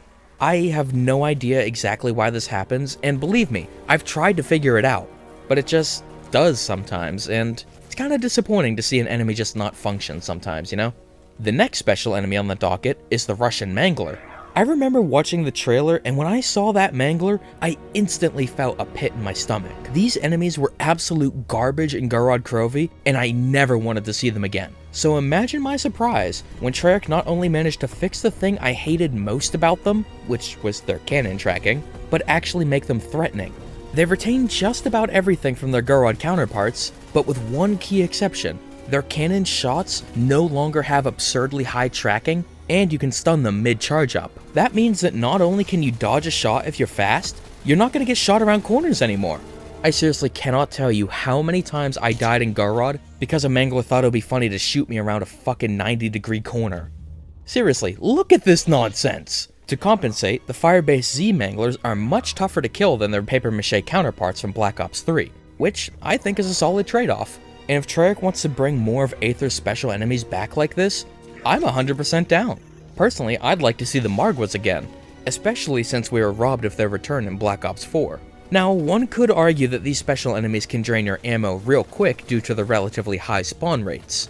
But Treyarch must have thought of that too, because all special enemies in Firebase Z will drop an ammo clip or two on death, meaning that the ammo you just spent killing the enemy is almost always instantly replenished. It just becomes a matter of, can you and your team hold them off? So, while Mimics and Manglers are indeed powerful and sound kinda broken on paper, their power is tempered by very obvious weak points and a balanced health pool. Like the Megatons, Blightfathers, and Margwas, I feel that these are very well balanced enemies that actually add to the map's gameplay flow, rather than detract from it, like some of the mode's more problematic special enemies. Yes, I'm talking about Thrashers. And rounding out the map's cast of creepy critters are the Hellhounds. Replacing the plague hounds of D Maschine and their infuriating lunge attack, Aether's classic Hellhounds make a return, but with a different function. They no longer physically attack the player, and instead focus on suicide bombing them. When they explode, whether it be of their own volition or due to a player's attacks, they'll leave behind a pool of burning napalm that, like a plague hound's gas, damages anything that comes in contact with it, be it player or zombie. I honestly don't really have much to say about them. They are completely fine additions. The last thing I want to discuss before moving on from gameplay is the map's main quest and Firebase Z's continued focus on player accessibility.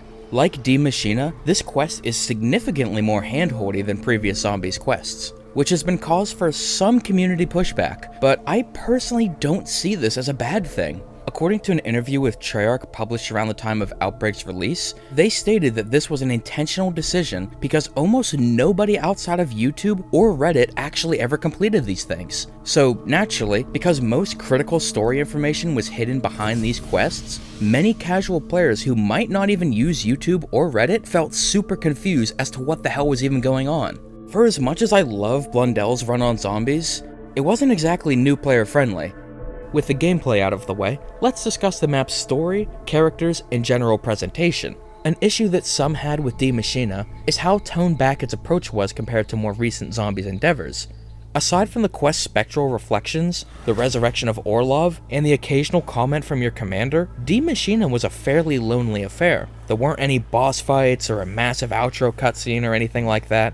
It was just you, an abandoned Nazi facility, and a bunch of zombies. Personally, I feel like the more toned-back, lonely approach to D Maschine was intentional. That map felt very much like a return to the classic formula that Treyarch Zombies had kind of forgotten about.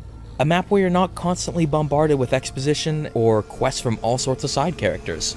Firebase Z, on the other hand, is a much more action-heavy, narrative-driven experience that sees Requiem working alongside Omega Defector Ravenov to save Samantha Maxis. Along the way, they face resistance from constant Dark Aether breaches and the only other surviving member of Outpost 25, Dr. William Peck.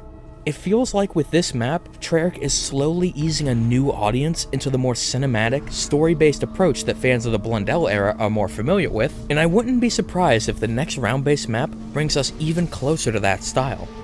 If we ever actually get one, that is. Another criticism of D Maschine was its lack of interesting characters. While I personally didn't really mind that and was able to accept the map on its own terms, I absolutely understand where other people were coming from. Firebase Z addresses this critique as well by introducing two new key characters, the first of which is Sergei Ravenov, an Omega Sergeant turned double agent. After witnessing the inhumane work of Omega firsthand, he provides Requiem with key information regarding the group and the inner workings of Outpost 25. The other is our first actual villain in the story, William Peck. A former scientist for the United States government, Peck defected to the Omega Group after being repeatedly passed on for promotion due to his extreme arrogance and borderline sociopathic personality. His time with Omega has not softened these rough edges though, as he constantly harasses and berates Requiem throughout the map's quest. You're still here? Why? I have no further use for you. You've done what I asked, now scram, skedaddle. Don't make me grab the bug spray. God, I love Peck. He radiates such an intensely smug, chaotic evil kind of energy that I cannot get enough of in my villains. Kinda like Peter Straub from Nazi Zombies, but turned up to 11. Peck is the absolute worst, but goddammit he's the best at it. While Peck is easily the most entertaining character of the Dark Aether story thus far, there's one more that surprised me for completely different reasons, and that is Samantha Maxis. Craig Houston stated before launch that one of his goals with Firebase Z was to explore the character of Samantha in a way we really haven't gotten the chance to before. And like embracing the fun side of Zombies with D Maschine, this is a goal they met and then some. Finally, after so many flops, Treyarch has a strong, capable female lead. They managed to make Samantha strong, but unlike Scarlet Rhodes, their previous attempt at a strong female lead, it's done in a believable way. Despite Samantha's complete lack of fear in the face of her Russian captors and the tortures of the human world, we're shown something very important, and that is that she can be broken. This is something I feel that a lot of Call of Duty just gets wrong. Many of this franchise's characters, be it campaign or zombies or what have you, undergo the most traumatic shit imaginable, and yet they continue on like nothing happened. Yeah, I know. Call of Duty Zombies isn't exactly the place for frighteningly realistic takes on post-traumatic stress disorder, but let me dream, okay? Although Samantha starts out as a very strong, capable lead, throughout her time in the Dark Aether, she slowly begins to break down. She becomes an unhinged, violent soul that hides in the shadows of the Aether. And on one particularly bad occasion, she suffers a blackout, completely loses control, and slaughters an entire squad of Omega soldiers with only a knife, using it to rip into their corpses long after their deaths. When she finally snaps out of it, she just sits there alone and afraid, surrounded by the remnants of her rampage, and wanting nothing more than to go home. And what's really interesting is that much of this change wasn't just brought on by the Aether. Much of it stems from one specific seed of doubt that realistically blossoms into a complete mental break. Right before Dr. Peck tosses her into the Dark Aether portal, he berates her, calling her worthless and assuring her that no one has or will come to help her, because no one in the world actually cares for her. She's just an asset to Requiem, nothing more. Of course, Maxis doesn't pay this any mind when she first arrives in the Dark Aether, but as was established in Die Maschine, time flows much differently here. So as her days turn into weeks, and the weeks turn into months, those final words from our world start to become her truth. They poison her mind, and she begins to doubt herself, doubts whether anyone back home actually cared for her, doubts whether she's even worth coming back for, doubts whether she really is a good soul. With all that said, the next time we see her, she seems like she's back to her old self, which is something I've seen a lot of people take issue with, and on release, yeah, I was right there alongside those people. But with the introduction of Outbreak, and technically this might be cheating since this was released only recently and isn't a part of Firebase Z, but there's one specific piece of intel that led me down a road of infinite headcanons. In this intel, Samantha states that despite her anger at Weaver for keeping her confined under Requiem lock and key, there's a part of her that thanks him, because in truth, she's scared to go back into the fight. And this is why I think there's more to it than what first appears on the surface. Hear me out. By contextualizing the intel of Outbreak and the map's Easter egg song Lost, we get an even clearer look at the character. Because Lost is written from the perspective of Samantha, the listener is able to glean what the map's intel and Outbreaks have already kind of hinted at, that she has been broken by the Dark Aether. It changed her, made her into a much more violent person, one that doesn't always have control. What the intel doesn't tell us is that now she has this internal struggle. She feels afraid of showing this changed person to those who knew her. So when Requiem finally extracts her from the dimension, she puts up that front again like nothing ever happened. A slightly brash, yet tough front that, in the outro, her friend Ravenov appears to see right through. There's nothing so broken that it cannot be fixed. Maybe I'm reading a bit too much into it and seeing what I want to see, as I'm known to do on occasion, but the way I interpret this line is that Ravenov is speaking to the hurt little girl underneath that rough exterior. Without directly confronting Samantha and forcing her to deal with that pain before she's ready, he's reassuring her that even though she may feel lost, scared, and broken right now, there will be a time where she won't feel like this. Everything will be set right, and someday, maybe not today or tomorrow, but someday, things will be better. I haven't included this segment in quite a while, but there's so much that I like about this map that not all of it can fit into or be given its own specific segment. If I did that, we'd be here for hours. For starters, the map has a new set of wall weapons. Rather than just recycle Die Maschine selection and call it a day, many fan favorites make the way into the wall selection. The AUG, Spaz 12 again, AK-47, Stoner 63, and one that I really love, but I know everyone else hates, the FFAR. Oh, yeah, the M82 is here, I guess. There's now multiple locations for Ivan's Armory Station. I didn't even consider the singular location to be a problem in Die Maschine, and I still don't, but now, I can't imagine future maps without this change. It seems as though the Wonderfizz is going to be a season constant after all. The Hellhounds actually have a brand new model for the first time in 6 years. Much of the map, particularly the village area, is comprised of reused campaign geometry. Some may see this as a negative, but I personally really love when they do this. I find it much akin to the charm of World at War and World War II. For example, Nacht der Untoten and Verrückt. Those entire maps are just repurposed from the multiplayer maps Airfield and Asylum respectively. But even though they're technically the same thing again, you end up with a completely new experience. Or when World War II brought Grossenhaus over to multiplayer, same geo and layout, but a completely new way to play. I don't know, maybe I'm just easy to please, but to me it's really charming to see a different spin put on locations that I'm already familiar with. The map's Easter egg song, Lost. While I really enjoyed Die Maschina's Alone, and that's easily Clark Nova's best zombie song, Lost hits different. I love Kevin's rock songs, but the ones that I really adore are the more slow, beautiful ones like Where Are We Going, Always Running, and the theatrical mixes of Archangel and The Gift. What's really special about Lost is that not only is it written by lead writer Craig Houston, but it's actually sung from the point of view of Samantha Maxis by her voice actress Julie Nathanson. Maybe it's the fact that we've been following this character for over a decade, or maybe it's just Nathanson's beautiful singing voice, but I don't know, something about this one just hits different. On the topic of Samantha, can we talk about her scavenger design for a minute? Not only does it not so subtly remind us of the old era of Aether through some choice accessories, but it's the textbook definition of a DeviantArt OC. Think about it. We've got the edgy skull on her shoulder pad, she has a sweet freaking katana, badass facial scars, and the cherry on top, Ethereum tainted eyes that glow purple. And I am fucking here for all of it. OC or not, this design rocks. And my absolute favorite little thing in the entire map, the Game Over laugh is back. It's been absent from every single map's Game Over song since Mob of the Dead started the trend back in 2013, which is the worst thing about that map. That's 8 years of not hearing this, for lack of a better term, iconic sound effect. I'm usually pretty straight-faced and stoic when playing these new maps, but when I ended my first match and I heard that laugh, I genuinely felt like the critic in Ratatouille. You know, Treyarch, you didn't have to add that, but you did, and I love it. It really is the little things, man.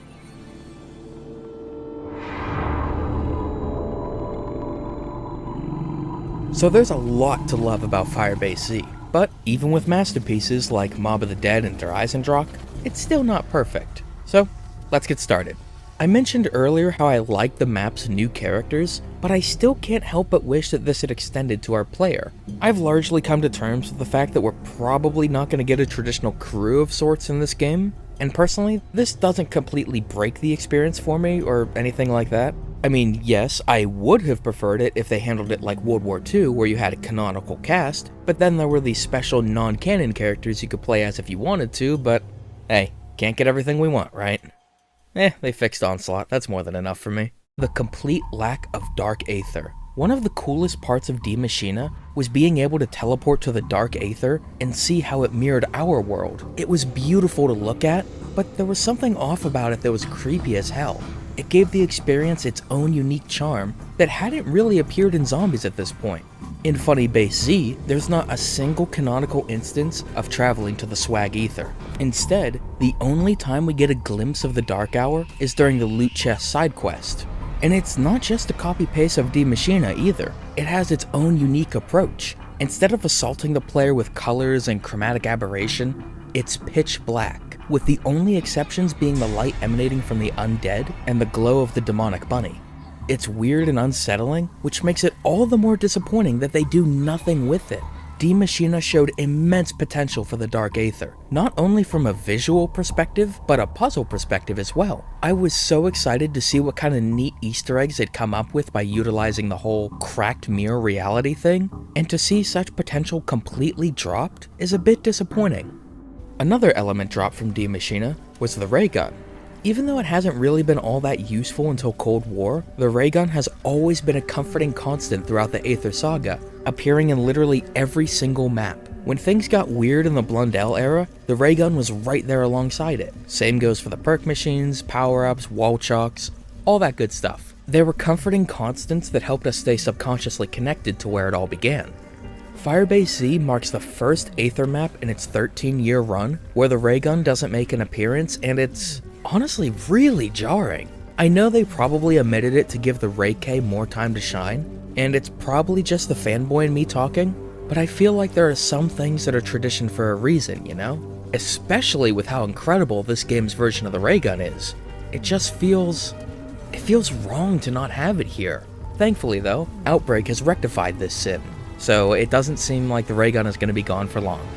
I mentioned earlier how much I like the new special enemies, but there's one returning face that still kinda irks me. The heavy zombies. I don't mind the idea of a zombie with a bit of armored protection. In fact, I think the new type they introduced in this map, the light armor zombie, is a great middle ground. They have a bit of bullet resistance, but the armor doesn't cover their entire body, and it breaks fairly easily under prolonged fire. For all of you old folk in the audience, remember the armored zombies in Die Rise?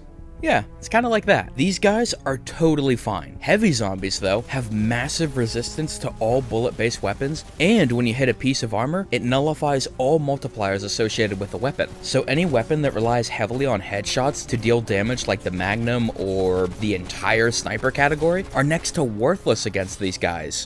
Sure, Shatter Blast helps a little bit, but that has a very lengthy 40-second cooldown and is more of a band-aid solution if anything.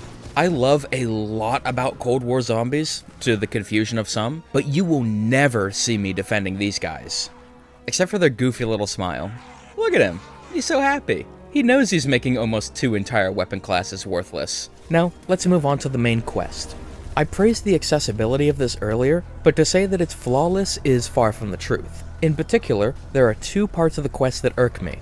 The first, and honestly least annoying by comparison, is the Mimic Memory step. This step requires you to capture and analyze the memories of what used to be Omega Group personnel to help save Maxis. And to a certain extent, capturing these little characters is actually kind of fun. The problem I have is that the conditions for success are stupidly specific. You can't just capture any old Mimic. You need to capture one that spawned from fake loot in one of the 3 areas of the map, but only once per round, and you need to weaken it considerably. But be careful, because if you happen to shoot them in the head, the memory will become corrupted, forcing you to burn around and try again. Now, once you actually know all this step comes as easy as your mom. But it's so weird that the rest of the map's quest is fairly simple and straightforward, but this step feels like something right out of old Zombies, with how annoyingly specific it is. And secondly, we have the Final Order confrontation. To have a truly solid main quest that sticks with the player long after its completion, you need to cap it off with a great finale. Whether it's a mind-blowing event like the destruction of the Earth and Moon, or a massive boss fight, these are the quests that stick with people. The Corrupted Keeper of Derizendraka, the Beast from Beyond's Mephistopheles, and the God King of Thule are all fantastic examples of this. Even though some of the quest steps in those maps were a bit annoying, or in some cases downright infuriating, those bosses and the satisfaction that came with a long, hard-fought victory really stick with you. Unfortunately, Firebase Z's finale is not just underwhelming, but actively bad. Just as Requiem saves Maxis, an Orda emerges from the ground in the village, completely blocking any hope of escape. This sets the stage for a desperate final push. Or you could just do this again. They still haven't fixed this, huh? Okay, broken weapons aside, like the final battle for Agartha, there's next to no threat from the boss itself, and the fight is over in under a minute without any real effort. That last part is particularly vexing. There is so much cover in the village, and the Order's actual attacks are so inconsequential that even the worst of the worst Zombies player should have no trouble beating this. So while I felt that the quest itself was decent, the final battle left me with an overwhelming feeling of, wait, that's it? And that, sadly, poisons the entire quest a bit.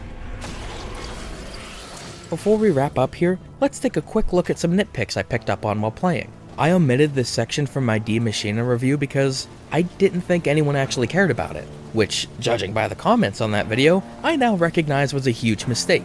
I really underestimated how much you all actually enjoyed this segment. So, here we go. On the aerial reconnaissance photographs of the Omega facility, they forgot to disable the crosshair when taking in-game screenshots. The Omega soldiers in the outro are holding the American-made M16, which is bad enough on its own, but they're lacking a magazine model, and they forgot to hide the tag for the optical rail mesh. Another issue with this outro is the botch reveal of Kravchenko.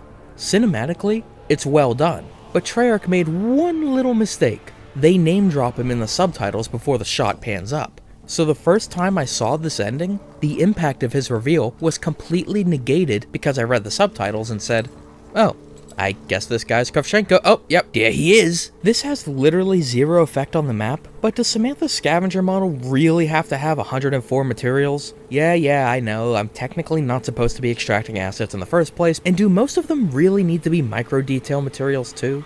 I just needed to get that one out of my system. On a desk in the planning office, you can see that someone forgot to make this cloth tear transparent. Mimics can occasionally spawn in with a second head model that clips through itself. And last but certainly not least, why did you get rid of the woo sound the Hellhounds used to make?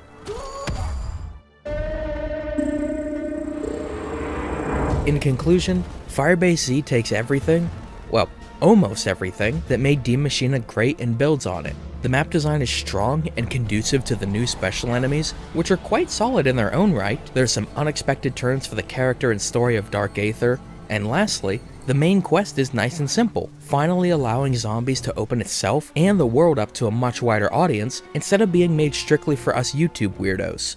Really, the only negatives I can list are heavy zombies still kinda suck, the final boss is super disappointing, and I guess that mimic step in the quest is kinda silly.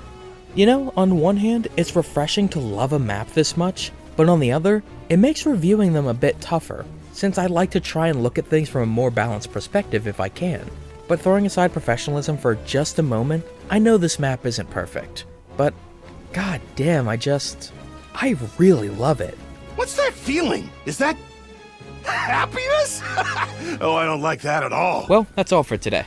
I know this one, like Die Maschine, was a bit delayed to put it lightly, but I'll level with you. I really haven't been feeling YouTube most days for some reason, and I've been spending most of my free time lately just playing other games. Sure, I've been keeping up with zombies and enjoying the hell out of it, but aside from the occasional stream or a session with friends, most of my gaming time has been spent playing through the Persona games, which is entirely Nick's fault for introducing me to Royal. I no-life the absolute shit out of 5 and 4, and then immediately jumped into 3 like, hey, those last 2 were fun, this one has to be fun too, right?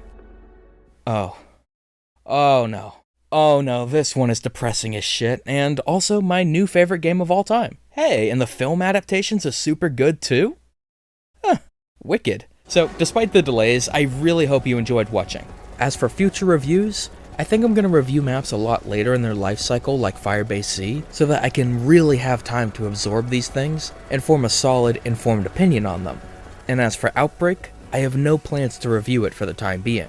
The reason for that being this comment right here. It brings up a very good point I hadn't considered before. Because Cold War is a live service game, much to my chagrin, it's more than likely that Outbreak is going to continue getting adjustments to its balance, additional maps, and objectives, and so on. So I think it'd be better to wait until at least the end of Cold War's first year of content to properly cover it.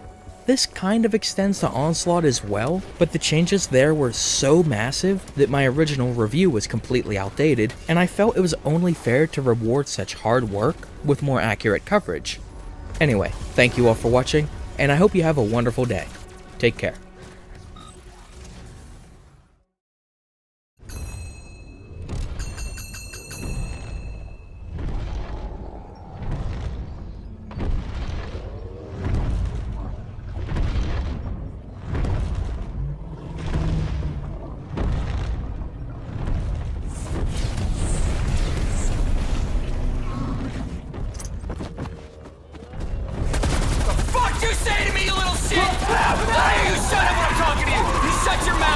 Hey everyone, Rizzo here, and welcome to the 5th installment of my season-wide Cold War Zombies review series. In today's episode, we'll be taking a look at the game's 3rd DLC experience, Mauer der Toten. However, before diving into the map, per the norm, there's a lot to catch up on in the world of Cold War Zombies.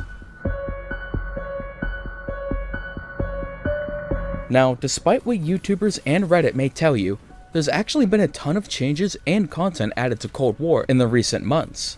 I realize I've used that exact same bit before, but I'll stop using it when it stops being so accurate. First and foremost, we have the long-awaited changes to high round zombie health. For those unaware, with Season 3 Reloaded, Treyarch increased the maximum health of zombies from 30,000 to 120,000 in an attempt to make high rounds more challenging. However, they didn't adjust zombie damage output, sprint speed, the wonder weapons, most of the support streaks, or lethal equipment. So these changes were met with almost universal disdain. These changes were so poorly thought out that it was enough to dissuade many players from even attempting high rounds, including myself. With the launch of Mauer der Toten, the health cap was lowered from 120,000 down to 60,000. Along with the Season 3 reloaded headshot multiplier changes, this makes it so that the game plays similarly to how it did at launch. But with one key exception, headshots are much more valuable than they used to be. At launch, it didn't really matter if you shot a zombie in the chest or the head. You were going to cut through them like butter regardless. Now, if you're not mixing in at least a couple of headshots, the overall time to kill will be substantially more punishing. Personally, I really like this change. It rewards players with sharp reflexes and those that just spam left trigger with Deadshot. Everybody wins! A new feature was added to all round-based maps called dynamic wall buys. With this feature, wall buys now have a chance to upgrade their current rarity at the end of every 5th round. This makes it so that in the higher rounds, every single wall weapon will eventually be gold. Not only that, but it gives you the chance at a head start in progression. You can progress through the map as normal, but some matches, you may find that the blue Spaz 12 on Die Maschine is now purple on round 6, or that purple Bullfrog in Firebase Z may very well be gold by the time you get done with the Aether reactors. This is a wonderful change that gives wall weapons a purpose again, because previously, aside from early game, there was literally no reason to buy a wall weapon compared to just hitting the box. Another new feature was added to the round-based maps called the Rampage Inducer. In the spawn room of every map, a special essence container can be activated that makes all zombies super sprint, increases their aggression, removes respawn delay, and as time goes on, the amount of time between rounds gets shorter. This isn't just great for getting through the quote-unquote boring parts of a zombies match, but it can also be used by quest speedrunners to achieve completion times previously thought impossible. For normal play though, cutting the effect at round 20 creates a massive whiplash in game pace. However, Treyarch seems to be well aware that players love this feature and want it to last longer, so they're already looking into extending the round cap. Personally, I'd like to see its effect extended all the way till round 55, so that if you want, you can have zombies moving at their maximum speed all match. But that's just me. I love my matches to be brutal, yet fair clusterfucks where the slightest mistake means death. A new craftable grenade called the LT-53 Casimir, which is a nice little callback to Ascension, was added to the workbench and zombie loot drop pool. Just like the Gersh device of old, the Casimir opens a black hole that sucks in and kills all standard zombies at any round. Players can also jump through these holes to teleport to a random location on the map. I'd really recommend not doing this on the higher rounds though. The amount of times I've teleported right into a horde of zombies and just instantly died is, well, it's not that many. But the few times that it has happened, it's been really annoying. A reimagined form of Mule Kick Soda was added to all zombies modes in Cold War. This perk allows players to hold a third weapon, and like Tombstone before it, its upgradable tiers aim to make it a more appealing choice by duct taping quality of life changes and parts of older perks to it. Tier 1 gives you a free piece of whatever equipment you just crafted at a workbench. At Tier 2, those little ammo clips dropped by zombies in Outbreak and Onslaught can now be dropped in the round-based maps. At Tier 3, stowed weapons will start to refill their clips automatically, which is fantastic for LMGs or just holdout strategies in general. Tier 4 gives you a 25% chance to magically keep a thrown piece of equipment, including Casimirs. And at Tier 5, your Mule Kick weapon is given back when you rebuy the perk after going down, just like its modifier effect in Black Ops 4. These new tiers make Mule Kick an incredibly strong perk that I'd highly recommend picking up every match. Now, unfortunately, all of this was marred by a handful of very problematic glitches upon release. Upon repurchasing Mule Kick, your third weapon slot could become corrupted, for lack of a better term. When this happened, all attachments were removed from the weapon, and you could no longer apply custom mods to any weapon that occupied that slot for the rest of the match. Sometimes you wouldn't even get your weapon back, and other times, when you went to pack-a-punch the weapon you got back, the pack machine would just spit out its attachments and they just sat there taunting you. These bugs were thankfully fixed with the August 5th update, but this perk was flat out broken for more than 2 weeks. Look, I get it. Making a game is a massive pain in the ass, especially with how strict the post-launch schedule is with Call of Duty titles, and sometimes you just don't have the time to fix everything. I get it, but the way this perk and much of Season 5 in general launched is unacceptable. And it really pains me to say that, you know? Because I really do love Cold War zombies. But an important distinction between a fan and a fanboy is being able to admit when something isn't right. Fact of the matter is, Mule Kick and Season 5 in particular were impressively broken. From the reintroduction of the parachute camera bug, being unable to obtain a 9th perk in Onslaught, to the weapons blueprint feature just being completely busted, someone at the top at Activision needed to set aside profits for, I don't know, fucking 5 seconds. Take a look at this and publicly delay it to give the developers at Treyarch the time they needed to fix this before the content made it to the live build. Moving on, yet another perk was added to Cold War with the start of Season 5 as a Der Wunderfizz exclusive. For now at least. One of my personal favorites from Black Ops 4, Death Perception. When purchased, it outlines all enemies through walls within a 20-meter radius, and its skill tiers aim to oddly transform it into a quality of life perk. Tier 1 increases minimap update speed. 2 gives on-screen indicators when enemies are behind you, 3 increases salvage gains by 20%, 4 increases armor penetration damage by 25%, and finally, at Tier 5, loot chests, map resources, items, and intel pickups are outlined through walls. To be honest, even without all the new features tied to it in Cold War, I never really got the hate behind this perk. Sure, it wasn't the most impressive one of the bunch, but being able to see a zombie around a corner is really invaluable. I'm a information is power kind of player, and I can't tell you how many times I've had an entire run saved in Black Ops 4 because I had that little heads up that a zombie was about to cut off my exit and I quickly needed to get my sights up.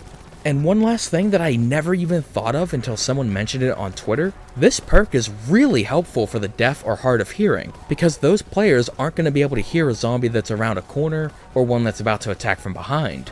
Speaking of perks, as of Season 5, you no longer need to pay to reacquire your Tombstone cash. I'm not too sure how I feel about that one. I kinda like the balancing factor of trading in points to get back on your feet.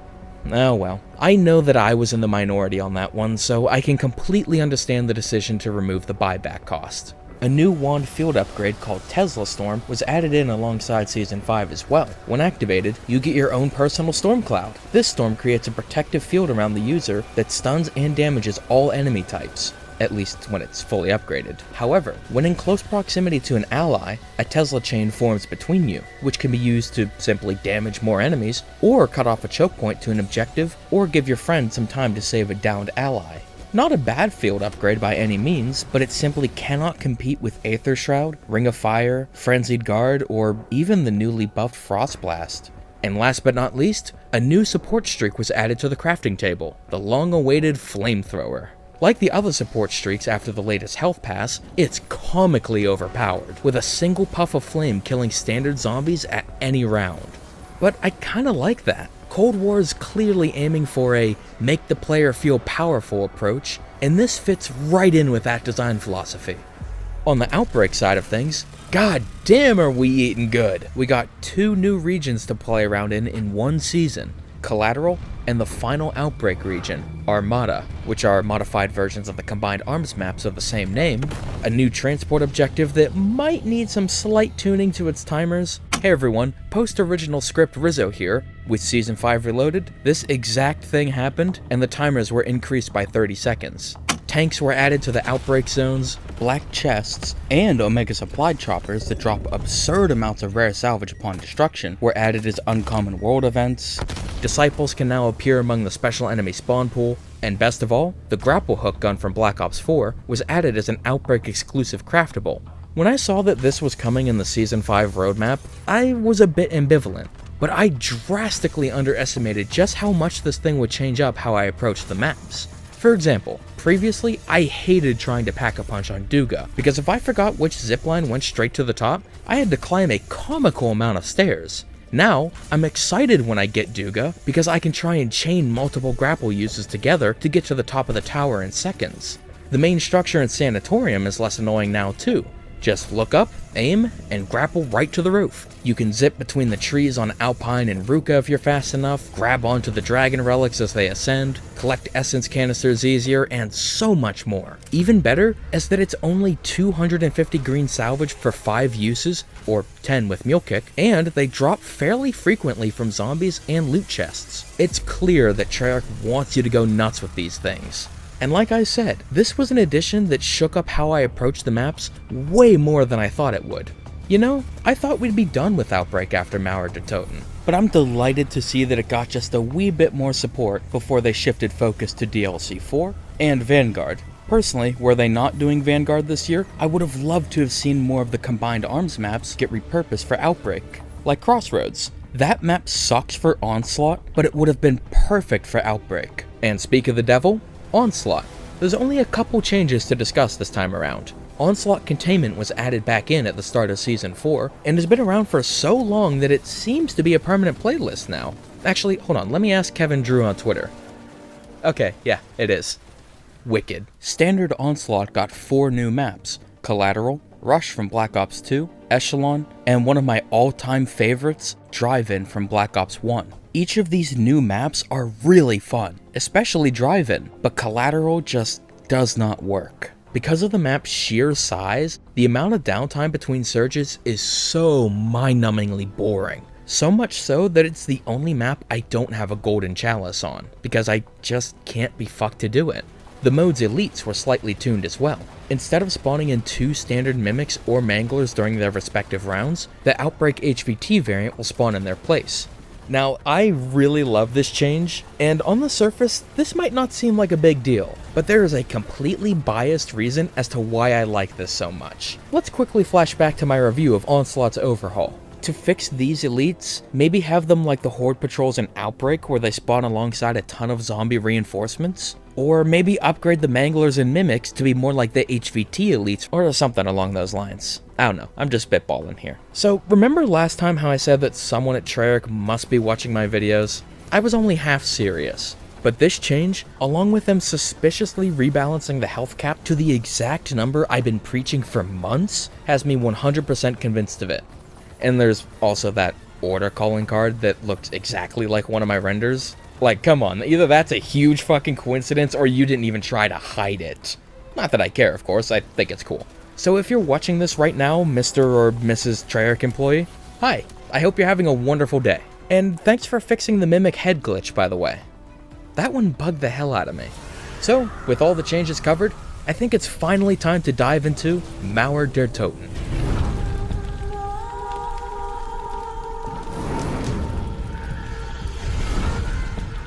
Starting with the positives, as I'm inclined to do, we have one of the most important pillars of any good zombies map, the map design. Taking place amidst an outbreak zone set near the Berlin Wall, Mauer der Toten features the most varied amount of play spaces seen in Cold War yet. The streets are very wide open and provide a good amount of breathing room for those who aren't comfortable with the super hectic CQC style of play. Then you have the apartments, which are on the complete opposite end of the spectrum. These are almost as tight as your mom and allow for very chaotic gameplay, especially in the higher rounds where all the zombies are super sprinters. And for those of you who enjoy putting your back to the wall with a team, don't worry, there's some truly awesome holdout spots in this one. You can sit in the CIA safe house by the rappel line, or inside the Wonder Fizz room, or the one everyone knows of, Agent Jack's bedroom. This room is one of the best I've seen in a long time. There's only 2 spots to watch, but if you get overrun, there is literally no way out. With this, Mauer der Toten takes the varied map design of Firebase Z and builds on it to an even greater extent than Firebase Z did from Die Maschine. And I think this is one of the many reasons why Mauer der Toten has become so beloved among the community. With this map design, there's something for literally everybody. Another trait carried over from the prior maps is its accessibility. Just like Die Maschine and Firebase Z, Mauer der Toten holds the player's hand just enough so that they can get their perks and pack-a-punch the weapons with no trouble. But after that, you're on your own. If you want to uncover the quest or some of the little side Easter eggs, you have to put in at least a little bit of effort to explore on your own. So, I've talked map design, let's talk about some of the critters that inhabit it. The most important of which, the poster child of Mauer der Toten, the Disciple of the Forsaken. Okay, their actual name is just Disciple, but come on, the moniker, the Disciples of the Forsaken, just sounds so much more cool. Disciples first show up as part of the map's pack-a-punch process and can spawn in alongside normal zombies afterwards. Unlike most enemies, they don't really aggro the player. Instead, they'll focus on hovering just out of sight to strengthen their allies, similar to, but nowhere near as oppressive as, the Ice Catalyst from Chaos. What makes these guys less oppressive is the fact that when killed, any zombie the Disciple took over will immediately lose all of its buffs. That is a genuinely great balancing change. However, they still can and will attack the player if no zombies are nearby. As opposed to a standard melee swipe, they'll slowly drain the player's health to replenish their own. Now, this is almost never going to kill you, but if you let one drain you for too long, it can recover from 1 to full health. Now, unfortunately, despite the fact that they are pretty well balanced, Disciples kind of have the same problem that the Ice Catalyst did. Like I said, from a balance perspective, they're fine, because the player is so stupidly powerful that they can, at least in theory, always deal with whatever the game throws at them. But holy Christ, their spawn rates can be a bit obnoxious at times. And the last little gameplay element I want to discuss is the map's side quests. In true Zombies fashion, Mauer der Toten features some little side quests to discover. However, unlike most of the ones in Die Maschine and Firebase Z, these ones are actually worth doing. Like, come on, after it was discovered, did anybody give a shit about the free jump pads in Firebase? Oh, you didn't know that that was a thing? Yeah, me neither until a couple weeks ago. Of course, there's your standard free Wonder Weapon quest, but then you have things like the Targets Easter egg, which grants a free Aether tool upon completion. Just like Outbreak's Fury Crystal events, if you utilize it at the right point in the game, Aether tools are easily the most valuable thing you can get your hands on in Cold War. Or Mr. Peaks' nightclub. Collect the parts to Mr. Peaks, and you'll be transported to the nightclub where you'll have to fight 3 waves of special enemies to receive a random loot chest. These loot chests can either be almost nothing, or you could get a special gold chest that gives you all sorts of weapons, a free perk, a full power meter, and conveniently has a free Cerberus that any player can pick up. A lot of players constantly say that maps need more Easter eggs or more things to do, and to an extent I can agree, but in the past in Zombies, a lot of these things don't really do anything, like the free Mega Gobblegum in Shadows of Evil. Sure, it's there, but how many times are you actually going to do it? Moving on from the gameplay, we have an improvement to one of the more common critiques of Cold War Zombies, its lack of personality. Since day one, this has been one of the most common critiques of the game mode. Personally, this didn't really bother me because of how much I love the core gameplay, but I could see where people were coming from. Mauer der Toten aims to address this critique by injecting a lot more personality and charm into its writing. The most immediately apparent change in this category is the commander voiceover. Since Requiem's strike team is now under Omega control after the second Outbreak quest, the old commanders have been replaced by Omega agents, Lev Kravchenko, Gorev, Dr. Yegor, and last but certainly not least, Dr. William Peck. Don't worry, Requiem. I'm sure that this Klaus guy won't murder you. I mean, it clearly murdered your friends. But I'm sure you'll be fine. Still a dickhead? Still love him. While Peck is easily the best, each of Omega's announcers have a lot of distinct personality and talk to the player much more than the Requiem ones. Gorev is a smug little shit, Peck is Peck, Yegor is... I don't really know how to describe it other than... You know those characters that seem normal on the surface and a bit boring, but you eventually find out are weird little cryptids? Yeah, he has that energy.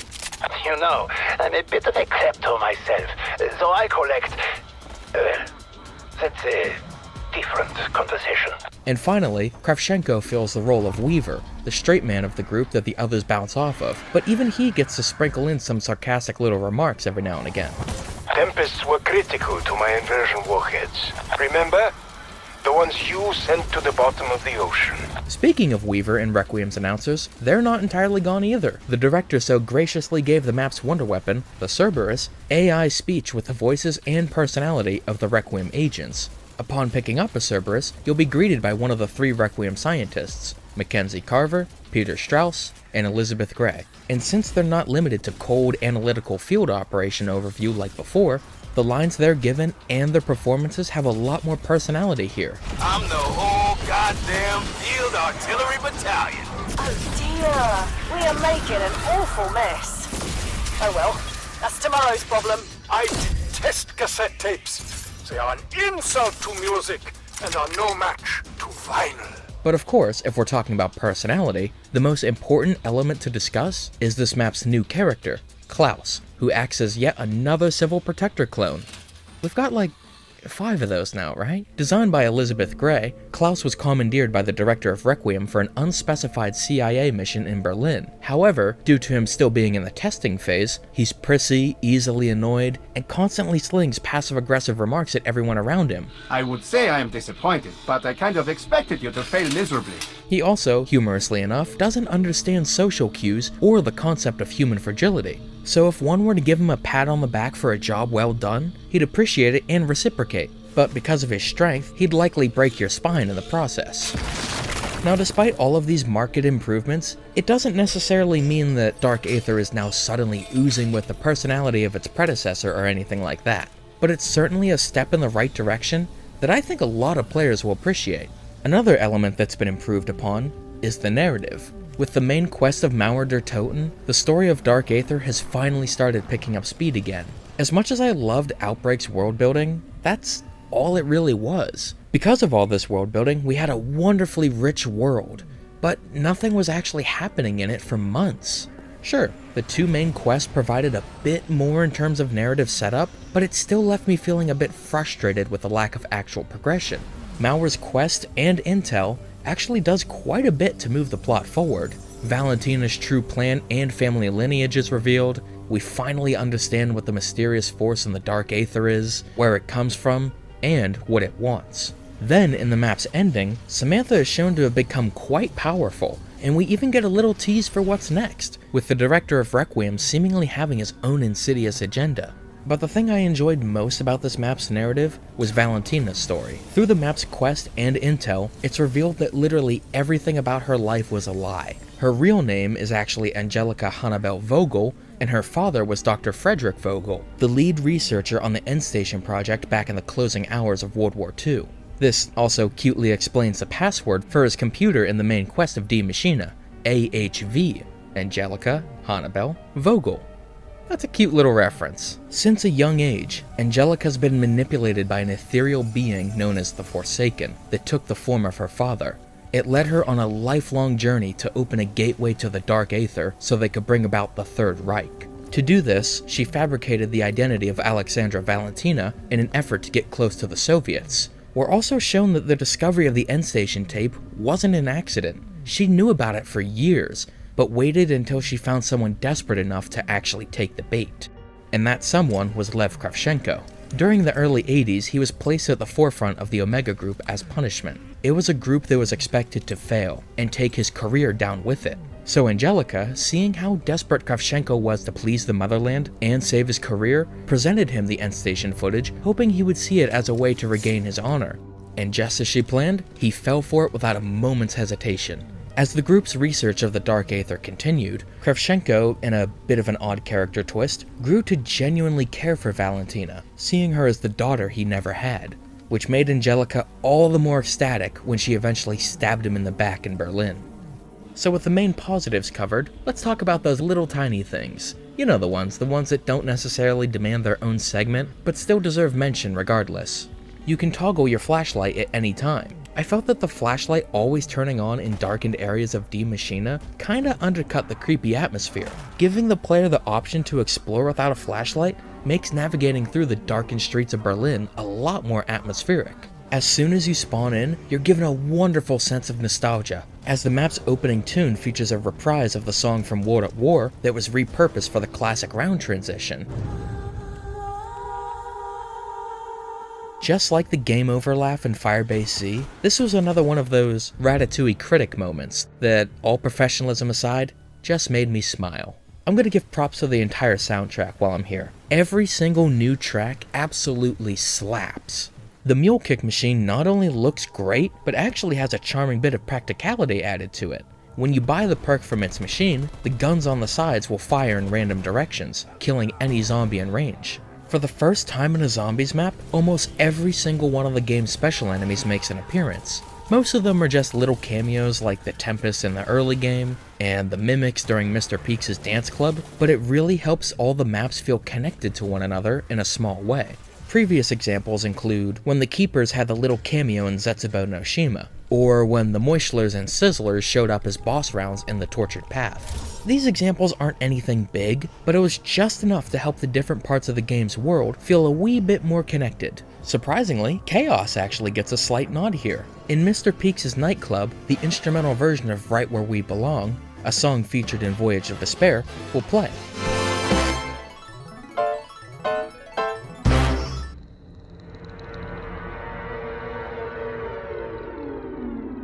With the large amount of positives covered, let's discuss the areas in which Mauer der Toten falters. Mauer der Toten introduces two new special enemies to the fray, the Tormentors and the Disciples. I've talked about the Disciples earlier, so let's talk Tormentors. These enemies fill the role that the Hellhounds previously occupied. They're high-speed, low-health suicide bombers that attempt to dislodge stationary players. And that's it. Mechanically, Tormentors are literally just the Hellhounds from Firebase Z, but with the visual and sound design of the Shadow Throne Sizzlers. Come on, I can't be the only one thinking it. While Disciples are very unique both from a behavioral and visual standpoint, the Tormentor feels like an underdeveloped last-minute addition, which is super disappointing when you put it against the game's other enemies. Look, just because the Hellhounds were fine, doesn't mean you can serve me the exact same thing again, and then just expect me to like it. Then again, I am a Call of Duty fan, so I'm not sure how much truth that statement holds. Another problem with the map's special enemy assortment is that heavy zombies are still here. That's it. That's the whole segment. And rounding out the map's cast, there's some returning faces to accompany our newcomers, Outbreak's Krasny Soldats, and Firebase Z's Manglers. On their own, I really like these enemies, but the problem arises in that when combined with Tormentors and Disciples, sometimes the play space can become just a wee bit too annoying, especially in rounds exceeding 55. You'll be trying to focus fire on a Krasny, but also make sure that the Disciples behind you don't strengthen the zombies, while also dodging Mangler shots and making sure to keep Tormentors in an arm's reach. Now, don't misunderstand me. It's nowhere near as bad as, let's say, The Beast from Beyond, or some of the later Exo-Zombies maps, or even Gorod Krovi with its Valkyrie drones. But it can occasionally lead to those very obnoxious, okay, what was I even supposed to do kind of moments. Especially because somebody thought it would be really, really funny to put a Mangler spawn right next to the Wonder Fizz machine. Why did you do that? After how well balanced and utilized Firebase Z's enemy assortment was, it's a bit disappointing to see this map stumble in that category. Another area the map stumbles in is in its wonder weapon, or wonder weapons, I should say, the Cerberus. Starting out as a simple laser pistol with a copycat drone, the Cerberus can be converted into 3 different variants via mod kits dropped by zombies. The Swarm, which fires a barrage of lock-on micro-missiles, the Diffuser, a scattershot type weapon, and the Blazer, which, as the name implies, fires a burning hot laser beam that can cut through undead and the occasional steel door when the plot demands it.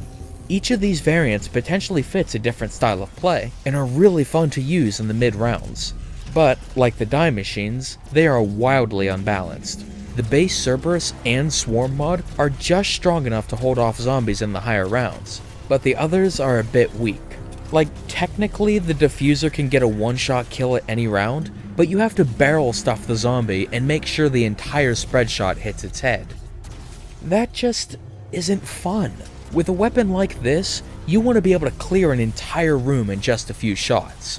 It is a wonder weapon after all. This continues the weird trend of Cold War, where Treyarch seems to not like wonder weapons being dominant forces in the map's meta. In Die Maschine, the die machines were, and still are, really unbalanced, and most of them aren't even worth— Hey. Okay, sorry to interrupt past me, but this entire segment that I wrote out is completely pointless now. I had this whole thing written and edited where I talked about how the legacy wonder weapons are kinda not great, but there's no reason to complain about that now. I decided to DM Kevin Drew on Twitter to ask if there were plans to tune the wonder weapons in the future. Turns out, in Season 6, legacy wonder weapons will be receiving adjustments after all. That's fantastic! But god damn, writing scripts for live service games is a real pain in the ass. Oh, and don't worry about me spilling the beans about what Kevin said on Twitter. I asked him if I could include this in the video, and he said yes. Look, I may be a shitposting little gremlin, but when the need for it arises, I can be professional. But let's get back to the Cerberus. The last issue I have with the Cerberi is that they just don't fit with the rest of the game's art style. They're way too clean and sci-fi-y, I guess? Here, to help illustrate what I'm talking about, let's look at some of Treyarch's more grounded Wonder Weapon designs. The Wunderwaffe DG2. Sci-fi is all hell, but its metal is imperfect, the stock is recognizable as a normal wood, and the glass bulbs just look like slightly modified light bulbs. It feels like it was made from materials in our world, despite its sci-fi appearance. The Ray K84 and the Die Machines follow this trend too. The Die Machine's grips look like something you'd see on an actual piece of military hardware. The optic on the Ray K is modeled after real-world red dots. Its stock and its receiver are very similar to a Kalashnikov's. The grenade launcher is modeled after a real-world grenade launcher, etc. Then we come back to the Cerberus, which feels like it came right out of a reality that's far beyond even an Ethereum-enhanced 1985. It's super clean, has all sorts of bright lights, and the copycat drone. I mean, come on, look at that. Now, no doubt, the Cerberus looks great, both from a design and material standpoint, but this is a design that just does not fit this game. It would be right at home in, let's say, Infinite Warfare, but in a Cold War shooter that's set in 1985, it just doesn't belong. And last but not least, Valentina's boss fight. While cool at first, especially her stupid crystal throne, like, come on girl, you didn't have to be that extra. From a gameplay stance, this fight quickly becomes tedious. You literally do the exact same thing 5 times. Fight a few elites, wait for Vogel's immunity phase to wear off, take the shield down, shoot her until the game says, "Nuh-uh, you can't kill her yet," and then follow her to another location. Rinse and repeat until a cutscene happens. Aside from one new attack where you can be instantly downed if you don't pay attention, the fight doesn't evolve in any meaningful way. Phase 5 of this fight isn't any more intense than Phase 1, and that is a huge problem. Short fights like Legion can get away with not evolving, because it's just chaos from beginning to end. Longer fights like this need to have a gradual build-up until that final crescendo where you just barely succeed. Call of Duty's best example of this, by a long shot, is Mephistopheles from Infinite Warfare.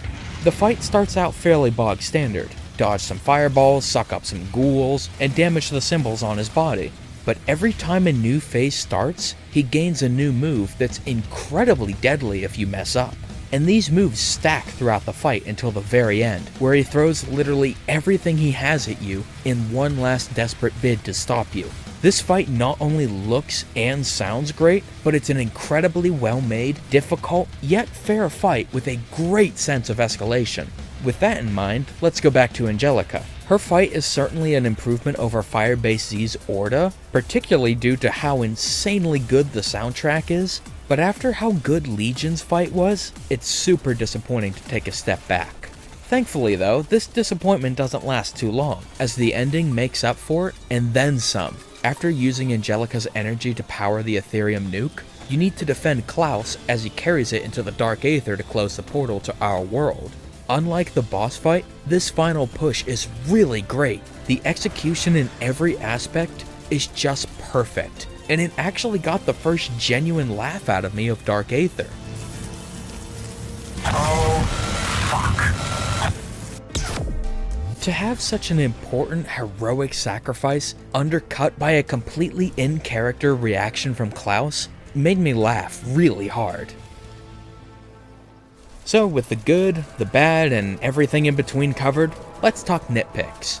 If you go down and activate Tombstone Soda while holding the radiation device, you can't actually pick yourself up. This is because while in Tombstone Shadow, you can't interact with anything in the environment, so the radiation device's pickup trigger overrides the revive prompt. I really don't like this map's Pack-a-Punch camo. Thank God for the camo disabling feature. Yegor's commander icon. He doesn't even look like a human. The buildings outside the playable space look pretty bad. Not comically bad like the buildings in Shadows of Evil, but still bad enough to be distracting. The power switch model isn't properly aligned with its frame. A dust decal in the spawn room doesn't apply properly to a television and clips through it. So overall, Mauer der Toten is a bit of an oddity, It improves on many of the commonly critiqued aspects of Cold War zombies, such as narrative and personality, but stumbles in others. The wonder weapons are a mixed bag, tormentors are just kinda there, the special enemy spam can get a bit obnoxious in the higher rounds, and some of the art direction feels at odds with the rest of the experience. But what makes the map such an oddity is that I do really like it, but I just can't seem to love it like everyone else. And to be honest, I don't even know why. It's kind of like my thoughts on Buried, but to a lesser extent. From an objective stance, Buried and Mauer der Toten are really good, and they have a lot of cool new additions, but something about it just doesn't click for me. Oh well, I'm still happy to see so many people liking it, even if it doesn't 100% work for me. Well, that's all for today. I really hope you enjoyed watching, and if you did, you can check the description for a complete playlist of all my Cold War Zombies reviews. And with that, the rest of the video is just general channel update stuff, so if you're not interested in that, you can click off now. So, what's next? Well, due to the surprising amount of encouragement I received when I mentioned it last video, I'm actually stepping a bit outside of my comfort zone and working on a comprehensive review of Persona 3, including Fez, Portable, and small parts of the theatrical adaptations. Okay, review is a bit of a stretch.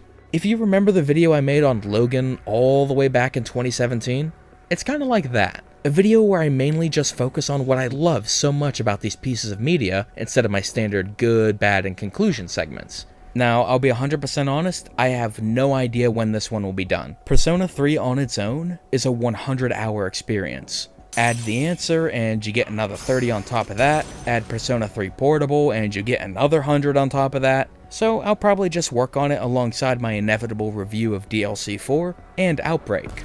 As for Vanguard, I'm not going to promise anything because if I like it, sure, I'd be more than happy to make videos on it. But if I don't like it, to put it lightly, I'm not going to waste my time making videos on something I don't enjoy. Oh, right, the map tier list video I mentioned a while back. That one's on hold indefinitely. I got about a third of the way through the video, which is about 15 reviews, and then I realized I don't like how the project was coming out. The pacing wasn't right, the structure was all over the place, and I wasn't happy with it, you know? It's unfortunate, and I know some of you were really looking forward to it, but if I'm not happy with it, I don't release it. I don't make a dime off of these videos, and I haven't for years. So I have literally zero excuse to half-ass content or put out something that I'm not happy with. It just doesn't feel right releasing a video where I'm not putting my best foot forward, you know? Shitpost videos don't count, by the way. Anyway, thank you all for watching, and I hope you have a wonderful day. Take care.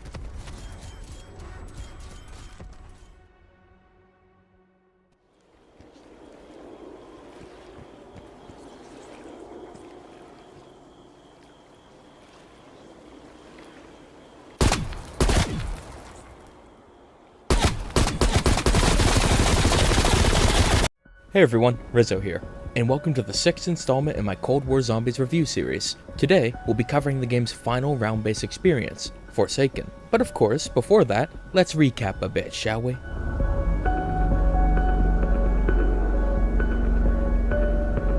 Perhaps the most important change made since last time was the Wonder Weapon Pass that Drew told me about last video. There's a lot to go over here, so bear with me. Starting off with the die machines. The base damage for all variants remains unchanged, but now they can all be pack-a-punch to greatly increase their damage and ammo capacity. This makes it so that every variant is much more powerful than they used to be. Even the Nova 5 isn't awful now. Sure, it's not great, but it's not the laughing stock it used to be. The Electro Bolt is stupidly strong, the Thermophasic is complete overkill, and for the first time since May, the Shockwave can get a 2-hit kill at any round. The Cryo Freeze is still pretty pathetic though. 4,000 damage per tick when the health cap is 60,000? Okay. As for the ray weapons, the ray gun was completely untouched, so its maximum damage is still roughly 23,000, which is nothing to scoff at by any means, but I was kinda hoping for a buff to 30,000 to make it a 2-hit kill at health cap.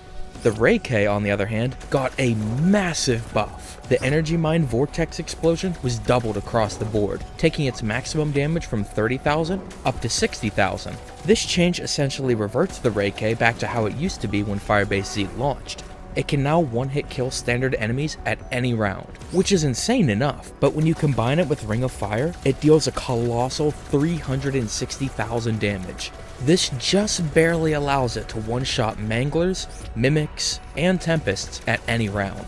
Unfortunately, it still needs about 3 or 4 shots to kill a Krasny or a Megaton, since elite health can scale all the way up to 1.5 million. 1.5 million, by the way.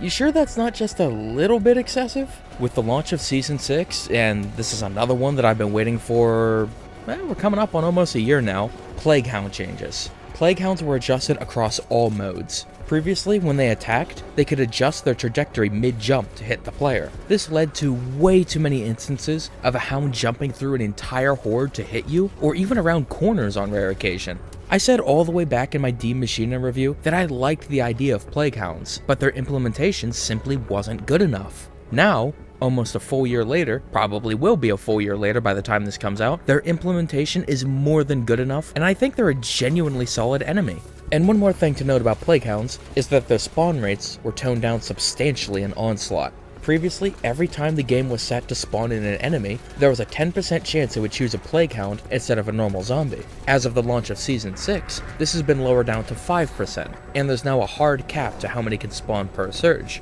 It's 15, in case you were curious. Our 10th and final perk was added to Cold War with the launch of Forsaken, PhD Slider. When fully upgraded, you'll become completely immune to self-inflicted splash damage, have a significantly longer and faster slide, immunity to environmental hazards like fire and Plague Hound gas while you're sliding, and lastly, upon landing from a fall, you'll create a flopper explosion, the size and damage of which increases with how far the fall was. For the last part, of course, my first instinct was to hop into a phase tear on Outbreak and see just how big that explosion would be if I came down from, a mile in the air. But unfortunately, the explosion scaling has a cap, so no mini nukes for you. With the conclusion of the Haunting event, which was probably one of the best events Call of Duty has ever had, we finally got those changes to the Rampage Inducer. Now, the device will remain active all the way until round 55. Unfortunately, with that same patch, we also got another weapon blueprint glitch, and this one just flat out deletes your weapon from your loadout.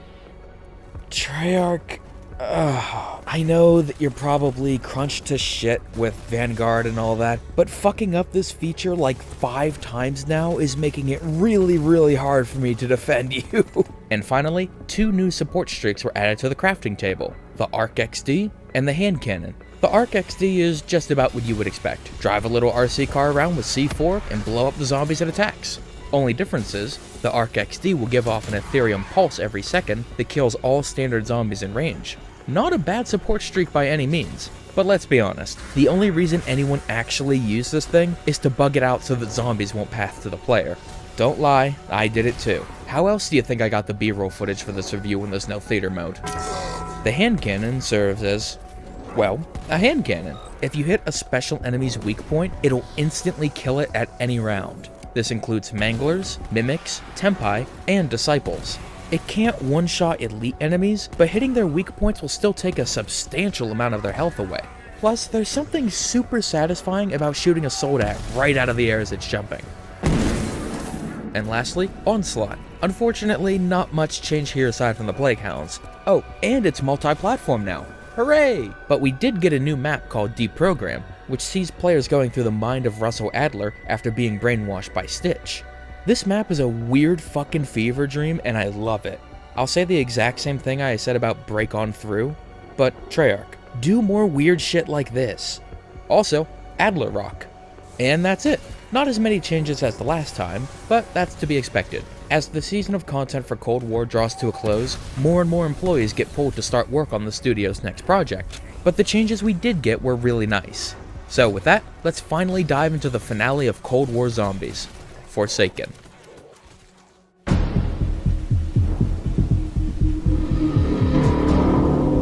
Starting off with the good, what better place to start than, well, the very beginning. As soon as you load into Forsaken, you'll notice that rounds don't flow normally. Instead, they're on a timer, and the zombie spawns are unlimited during this time. The game will continue like this until you take the teleporter into the test site. So depending on your style of play, you can either leave the spawn room immediately and play the match just like normal, or you can try spending an extended time in the spawn room to build up points and other resources so that you can get a head start on your match progression. And if you're a complete fucking nutcase, the Rampage Inducer is right there too. To support this style of play, there's all sorts of utilities in the spawn: an Ivan arsenal to purchase armor and weapon upgrades, a crafting table for equipment, and of course, death perception. That last point is particularly important because of the early game benefits the perk provides, what with its 20% increase to salvage gains. They clearly knew what they were doing when they put this one here. While the Darkest Shore attempted to have a slightly different opening, this is a true return to Moon's iconic starting room gameplay that I loved so much. Only kept me waiting, what, 10 years now? Good things come to those who wait, I suppose. Continuing on, we have the rest of the map's initial setup. Forsaken's process to setting up the map is a very linear point A to point B affair, but on this little journey throughout the map, the player is introduced to every unique feature and location it has to offer. As soon as you open the first gate after going through the teleporter from spawn, you'll see that the zipline mechanic is back from Mauer der Toten. As you move on, you'll find that the map isn't connected through normal map design, but instead is segmented into 4 main areas connected by teleporters throughout the facility. Then comes a part where you need to fix up a teleporter. To do this, the game directs you to 4 different locations in America Town, which not only helps you move forward, but subtly shows you where everything important in that area is. When the game tells you to search the area, your first instinct is to follow said instructions, and by doing this, the game pushes you in the right direction to uncover some of its unique features, like the arcade games. And finally, right before the end of your setup, you're introduced to this map's new baddie, the Abomination. The Abomination is very reminiscent of Black Ops 3's Margwas. It can still swipe at the player and bite them if they get too close, but it has a few new attacks up its non-existent sleeves. Replacing the Margwa slam attack are a Raging Bull-esque charge and a ranged laser beam that will, weirdly enough, actually kill off zombies it hits instead of respawning them like normal. I cannot tell you how frustrating this is sometimes. Both of these attacks have very obvious tells, so it's not like you're gonna get rolled by these things with no warning. If it hits you, it's your fault, which is great. That's how all special enemies should be designed. As for its defense, like a Margwa, its skin is incredibly bullet resistant, but whenever it opens up one of its mouths, it's super vulnerable to all forms of damage. And if you don't feel like waiting for La Creatura to open its mouth, you can actually still damage it a little bit, unlike a Margwa, which was invincible unless you shot it in the mouth. If you're super hard-headed, you can even kill an Abomination without damaging a single one of its heads. Funnily enough, there's actually a seasonal challenge for doing exactly that. And one more thing worth mentioning, they're huge fans of Ethereum crystals. Red pill, blue pill. Okay, I say red pill. He eats it. Anyways, he goes bye-bye. Moving on, we have the map's new wonder weapon, the Chrysalax. Obtainable through a small side quest, the mystery box, or the trial computer, Sparagmos' Chrysalax is a true Aether wonder weapon. The rest of Cold War's wonder weapons were clearly going for a more science-based, realistic approach like Black Ops 1 and World War II. But Forsaken gleefully dips its toes back into the Blundell era of fantasy weapons and gives us an SMG battle axe hybrid that runs off of pure Ethereum. And god damn is it awesome. The Chrysalax has 3 different yet equally devastating attacks. The first is a double slash that functions similarly to Chaos's Hammer of Valhalla, in that it can hit multiple enemies at once, and kills with the melee will slowly replenish your armor. A Pack 3 Chrysalax can melee kill normal zombies at any round with a single press of the melee button, provided that both swipes actually hit, of course. The second form is an SMG with the passive ability to create super combine explosions straight out of Halo. When firing, occasionally a crystal will slow down a zombie and a mist will start coming off of them. Shooting that target again will create said super combine and wipe out an entire horde at any round. The last attack is a throwable scythe that will boomerang back to the player, dealing heavy damage to anything it comes into contact with on the way. You can also hold the ADS button down to keep the scythe spinning in one spot for a short amount of time. This is super useful for when you're trying to hold down a choke point, or you just need to put something between you and the zombies while you revive a teammate. The best part though, is that all of these different attacks have a symbiotic relationship with one another. Kills with one attack can drop crystals that replenish ammo for another. The game is actively encouraging you to take advantage of everything this weapon has to offer, and I am all for it. It's like you put the Hammer of Valhalla, Chakrams of Vengeance, an SMG, and a little touch of Needler into a blender, and out came this, if you'll pardon the pun, wonderful weapon. I still think that the Reike has it beat in terms of pure consistency, what with it being able to wipe out an entire horde at any time with its vortex explosion. But as Eat My Diction put it back in his War School videos, but the point isn't just to be effective, soldier. Style points go a long way in zombies. And one last gameplay element I want to talk about, the side Easter eggs. Like Mauer der Toten, Forsaken features a plethora of useful side Easter eggs to uncover. There's the Target's Easter egg that instantly upgrades the rarity of your weapon, Ronald Reagan's pizza delivery, the arcade games, the Arc XD race, Bubby's funny little dance, and last but certainly not least, a mannequin Easter egg that rewards the players with all perks in the game.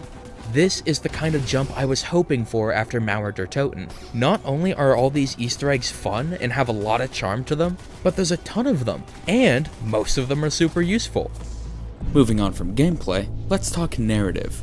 Being the closing chapter of Cold War, there was a lot riding on this one. There have been so many little story threads started throughout due to the, frankly, overwhelming amount of intel in this game. And I'm happy to say that Forsaken met my expectations, and then some. Forsaken takes place only a few months after the events of Mauer der Toten, but a lot has happened in that time. Omega used Valentina as a martyr to even further demonize Requiem in the eyes of the Soviets. Maxis has awakened to all sorts of powers thanks to the director's questionable methods. Peck and his lackeys have been hard at work finding out how to secure and weaponize the Forsaken, and Maxis and Gray have become really close friends. Yep, just friends. Nothing more. Thank you for everything, Liz. You've been a good friend. More than a friend. My fucking god, these bitches gay. Good for them. Good for them. As for our role in this story, we touch down just as Omega brings Zykov home, and to literally nobody's surprise, Zykov reveals himself to be the Forsaken.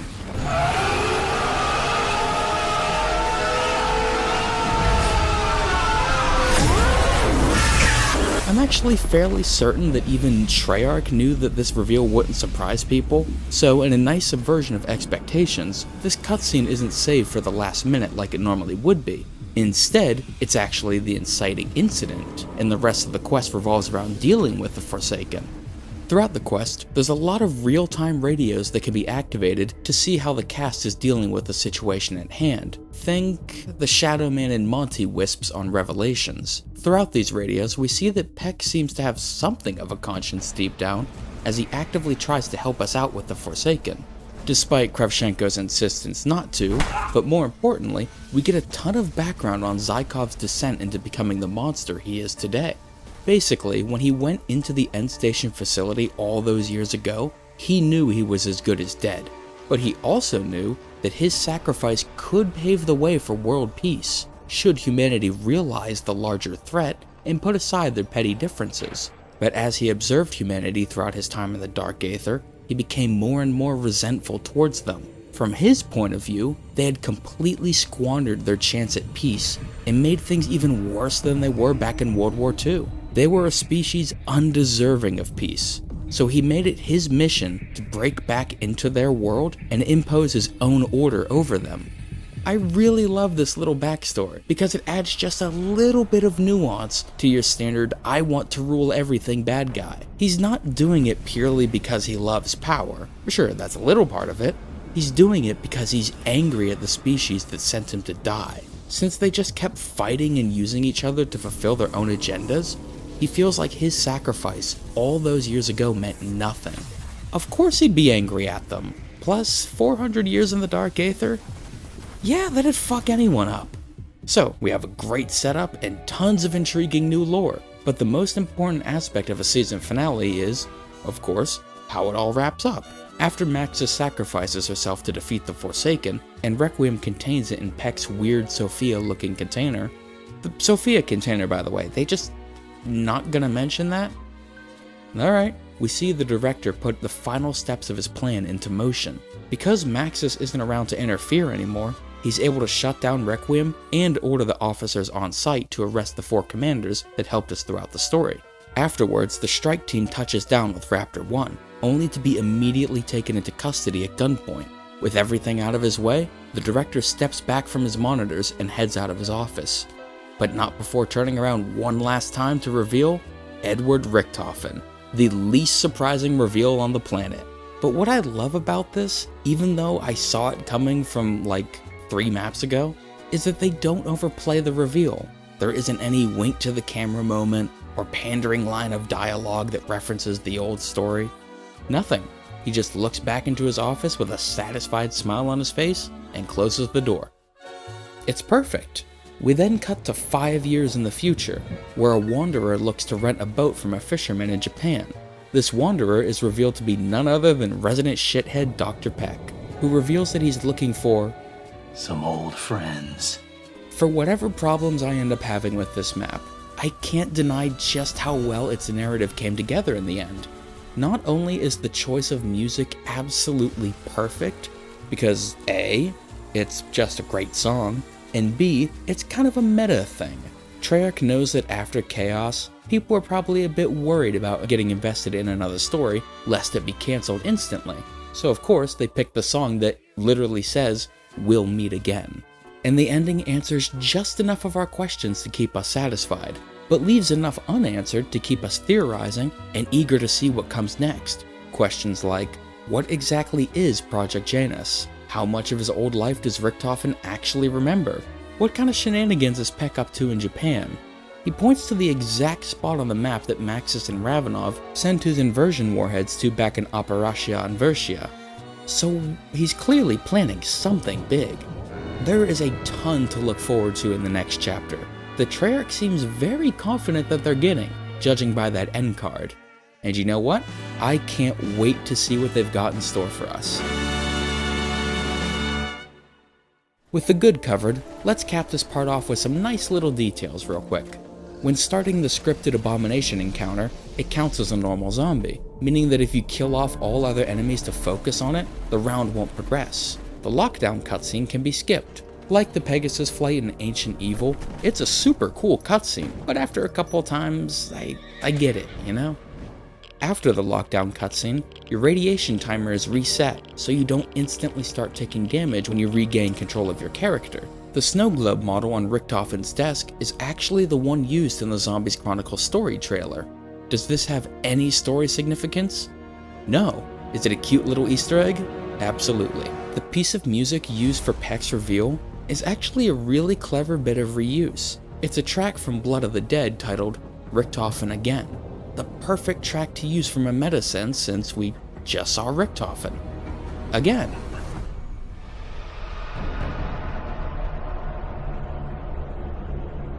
Starting off with the bad, we have the most important pillar to any good zombies experience, the map design. You see what I did there? I used the script from last time, but prefaced it with the bad. Awesome. Oh man, this one kinda hurts. Up to this point, Cold War has been nothing but bangers in terms of map design. In my humble opinion, of course. Even though they were comprised largely of geometry from campaign or multiplayer maps, things still flowed remarkably well. But it was only a matter of time until this just didn't work anymore. Forsaken is that map. While the initial progression is very solid and does a great job of introducing the player to what it has to offer, the actual map design is a haphazardly thrown together mess that clearly wasn't adjusted properly to house zombies. What do I mean by this? Well, there's tons of areas where the spawning feels like an afterthought.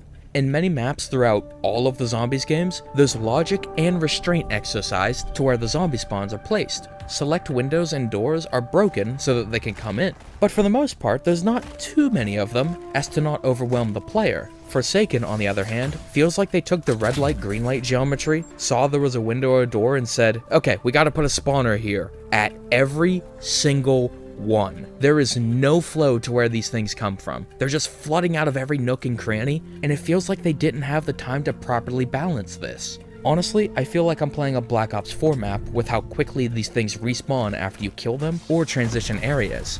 Now, to be fair, there is a slight possibility that this was the entire point, to have the player feel constantly overwhelmed by the undead. But my next point makes me think it's the former, and that is the map flow. Sadly, this map has absolutely zero proper flow due to every area being segmented. This is something that has subconsciously bothered me about zombies for a long time, but I can never really quantify it until this map. Using teleporters, jump pads, or zip lines to chain areas together instead of naturally connecting them with actual map design just feels lazy, especially when there's no narrative reason for it. Starting in Hangar 18 only to teleport to the fucking moon? Yeah, that is completely fine with me. Teleporting inside a building that's literally less than 100 yards away? Come on. You could have easily moved this area closer and just changed it so that instead of waiting for a teleporter to warm up, you had to wait for a locked door to open that led into the Juggernog room. If you had the time to do that, of course, because a lot about this map just screams crunch. This might be just a me thing, but I can't shake the feeling that they designed a bunch of areas which aren't necessarily bad on their own, just a bit too chaotic. But instead of actually taking the time to connect them all, they said, okay, throw a couple zip lines and teleporter scriptables on the map and call it a day. We have like 15 minutes to get this map out the door before Activision pulls us to work on Vanguard. One more thing I want to bring up about the map design is that if you actually go back and play Red Light, Green Light, and just kind of look over it with a zombie's point of view in mind, it's even more baffling as to how this map came out. Because on its own with no tweaking, there's parts of this mission that flow better than the zombies version. Like right here, this area has a door that links into the back of the arcade, so with just a small amount of tweaking, you could link up fuel processing, the guard tower, the arcade, and by extension, any town, without having to kill the flow with teleporters and zip lines. Or let's go even further, the spawn room. At the very end of the mission, you actually go up a ramp where Juggernog is in Forsaken to an outside area. Again, with just a little bit of tweaking, the spawn room and Main Street link up without any flow interruption. Now, here's the thing. The people at Treyarch aren't stupid. They do this for a living. And the previous round-based maps of Cold War prove that they can still make maps that flow really well. So if I thought of these improvements, chances are they did too, which means that in all likelihood, they were probably forced into placing teleporters and ziplines all over the place, because to achieve these changes, you would admittedly have to take some time to shuffle the level geometry, lighting, effects, scripts, and all sorts of things to make this a reality. And that was time that, judging by the rest of the map and by how little content Vanguard launched with, they probably didn't have the time to do this. If this is indeed what happened, does it make the final product any less disappointing to play? No, but it does make me feel for the developers behind the scenes, and it makes me try to be a bit more understanding of the situation they were placed in. Now you may be saying, okay Rizzo, you're giving them way too much leeway, but think about it. How many stories have you heard from disgruntled Treyarch employees, or any of the studios actually, about how Activision fucked their vision into the ground? With that in mind, does it really make my hypothesis all that unbelievable? Now, moving on from conspiracy theories, let's talk about the special enemies. Almost every special enemy in Cold War makes an appearance here. The only ones that don't are the Megatons and the Hellhounds. But unlike Mauer der Toten, where they were all limited to little cameo appearances, these guys can all spawn alongside normal zombies. Forsaken suffers from every problem Mauer der Toten had, and amplifies it to a much greater level. Now, I want to stress something. This special enemy spam does not make the experience more difficult. I'm not the greatest player on the planet, but I can deal with this just fine, and I'm sure most of you can too. The problem is that it's annoying. You can potentially have 4 different ranged attacks thrown at you at the same time. The Abomination's Laser Blast, the Electric Bolt of a Tempest, the Plasma Cannon of a Mangler, and the Life Drain attack of a Disciple. Pile this on top of the plethora of normal zombies, 2 different types of armored zombies, and tormentors, and the fuck spawn points, and... again, it's not hard, just obnoxious. Speaking of obnoxious, the special enemy spawn points. Remember how I said I didn't like that one Wonderfizz spawn in Mauer? Well, there's a ton of that in this map. It's not all that uncommon that you'll have a Mangler pop out of the ground right in front of you while you're trying to go up some stairs, or have a Disciple materialize in your path as you try to squeeze through a choke point. I genuinely don't know why Treyarch decided to go for this approach instead of what they had with Die Maschine in Firebase Z, where specials and elites would spawn in outside the map with a global sound cue so you could actually have a moment to prepare.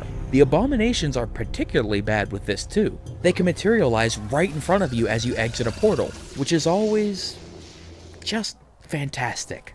Moving on from the gameplay, we have the lack of identity. After Mauer der Toten, I was convinced that Treyarch had finally solved their identity issue. That map may have used campaign geometry as a base, but it had a much different feel to it. It was dark and stormy, and it really felt like some bad shit went down before we got there. And of course, there was our good buddy Klaus, who, I'm glad he's a robot, because if he had a human spine, it would have disintegrated under the weight he was carrying on his back.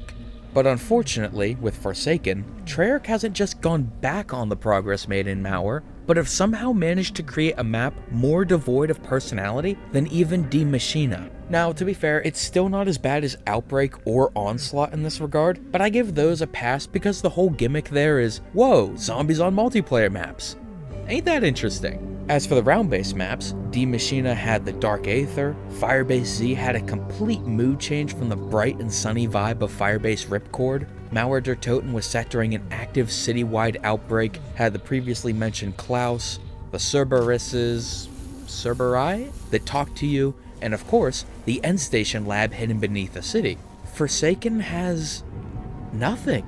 Many claim that the inclusion of things like America Town, Burger Town, and Bubby helped give this map personality, but I completely disagree.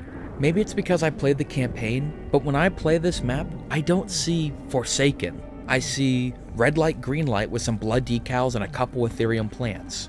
There's nothing to this map outside of a couple new assets like the Forsaken's model that's unique. And I'm not just trying to be a contrarian when I say this either. I tried to find something that helps this experience stand out from red light, green light, but there's just nothing. Except maybe the arcade games. Like, the Noct one is super cool, but that's about it. And with the unfortunately long list of bad things wrapped up, let's lighten the mood with some nitpicks. In the Lockdown IGC, the slide on Kravchenko's 1911 doesn't actually move when he fires. Also, why is he using a 1911? There's a fully modeled Makarov in the game already, just begging to be used. In the map's loading movie, you can actually see floating zombie eye glows, but no models. This was likely done to get a clean shot of the map for the movie. Why they didn't just turn off AI spawning through the command console and then record the shot? I couldn't tell ya. A blood decal in any town is Z-fighting. In the video store, the comedy and drama sections are filled with action films. The cheeseburgers in Burger Town are floating above the counter. The ethereal plane that appears after the Forsaken reveal IGC doesn't have proper fall off, so it looks like its material doesn't tile properly. In the boss arena, the cube maps don't show the container used to contain the Forsaken, leading to an inaccurate reflection of the arena. Call of Duty doesn't normally utilize real-time reflections because of how taxing it is on the rig, so instead projects static screenshots onto reflective surfaces called cube maps. Initially, I thought this was an oversight, but thanks to clarification from a friend, it turns out that during the reflection baking process, most, if not all, dynamic entities are skipped. This leads to things like the Forsaken container and wall buys not appearing in reflections. So, overall, Forsaken offers an incredibly satisfying ending to Cold War's narrative and the strongest cinematic presentation of Dark Aether, but when it comes down to just about everything else, it's an unpolished, unfinished mess. The map layout is the weakest in Cold War by a long shot, and the over-reliance on teleporters and ziplines to bridge the distance between areas feels like a product of time constraints rather than genuine creativity. On top of that, you have the special enemy spawn pool, which is completely out of control in this map. There's also the lack of its own identity and an overall garish look, which doesn't really help things. It's a shame that I have to be so critical of this, because there's a ton of good stuff here too. The map's wonder weapon is one of the most fun, inventive weapons we've ever seen in zombies. The spawn room's timed gameplay is a wonderful little callback to Moon, and even though the way they're connected sucks, some of these individual areas are fun enough to play in. But what's more concerning about Forsaken and Cold War zombies in general is what it represents for the future of zombies. Whether you love this game like myself or hate it, it's undeniable that it was clearly rushed as shit in many areas, and a ton of the content that was drip fed to us throughout the seasons can actually be seen completely finished in leaked pre-alpha builds. Now, obviously I can't show these screenshots because yeah, so you just have to take my word for it, which I hope won't be too difficult. But if you can't, I won't hold it against you.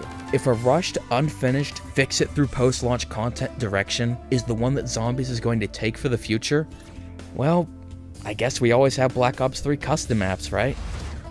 Well, that's all for today. If you enjoyed and you would like to see more, you can check the description to find a complete playlist of all my previous Cold War Zombies reviews. As for the rest of the video, like last time, it's just a bunch of general channel update stuff. So if you're not interested in that, feel free to click off now. So, next up on the docket is a review of Outbreak, which I'm really looking forward to because I love that weird little mode, and of course, the long requested review of Alpha Omega, which I'm also kind of excited about, weirdly enough. I've said it before, but Alpha Omega is probably the least fun Treyarch map I've ever played. And I stand by that, but there's also a ton of other positives to talk about, like the characters, lore, humor, soundtrack, and of course, my main man Rushmore.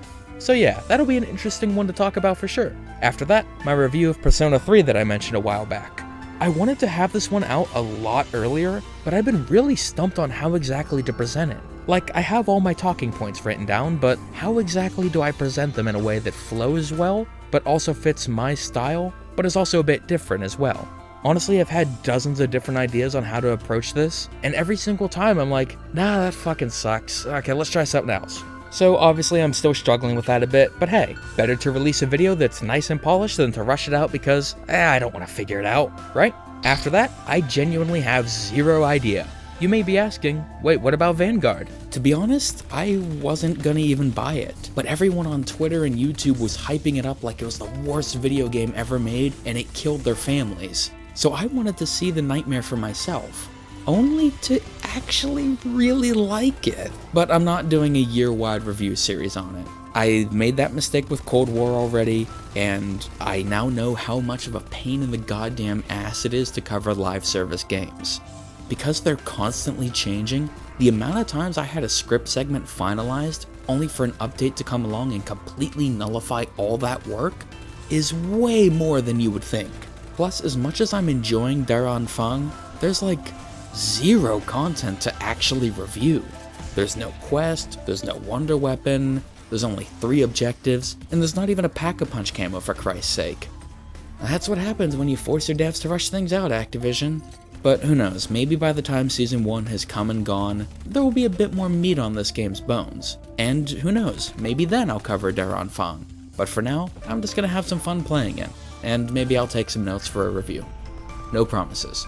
Anyway, thank you all for watching, and I hope you have a wonderful day. Take care.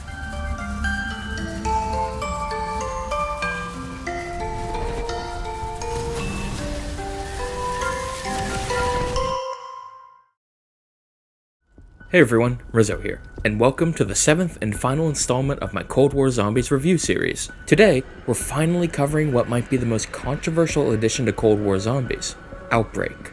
Since its release almost a year ago, the mode has been endlessly praised by some, yet equally derided by others. Where do I fall? Well, let's get into it, shall we?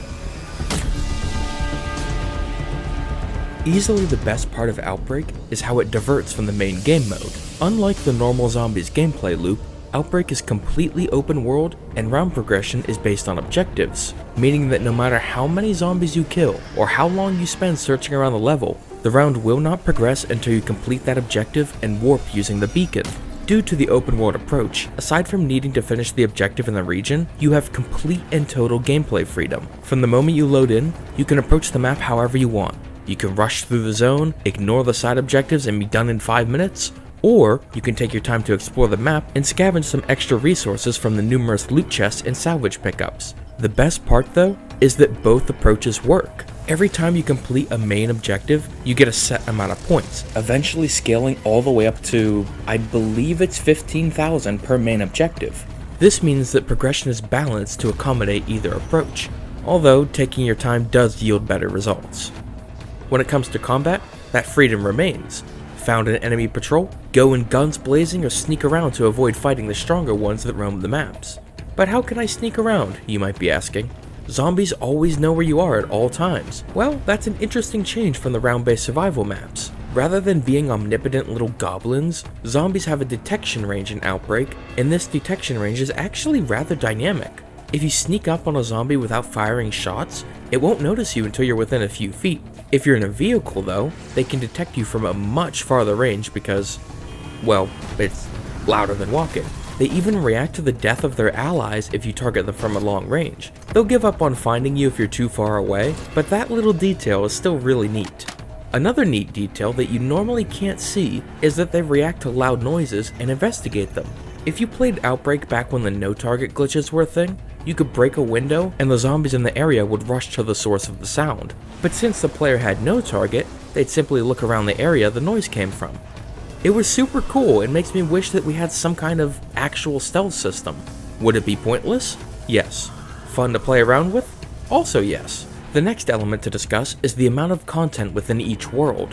When loading in, you'll be given one of 7 main objectives and up to 4 of the 7 optional side objectives called world events. Each objective is vastly different from the last. One will have you locked into a small building as you hold out against increasingly difficult hordes, and the next might have you rushing to secure volatile Ethereum samples before the clock runs down.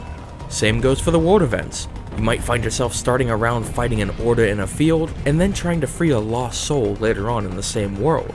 And not only are these fun and different from one another, but you can gain a significant amount of points from them as well. So you actually have a reason to do these events other than, whoa, look at that big fucking monster, I'm gonna go kill that thing. In addition to the healthy amount of objective and world events, there's also a couple smaller Easter eggs that aren't listed on the map.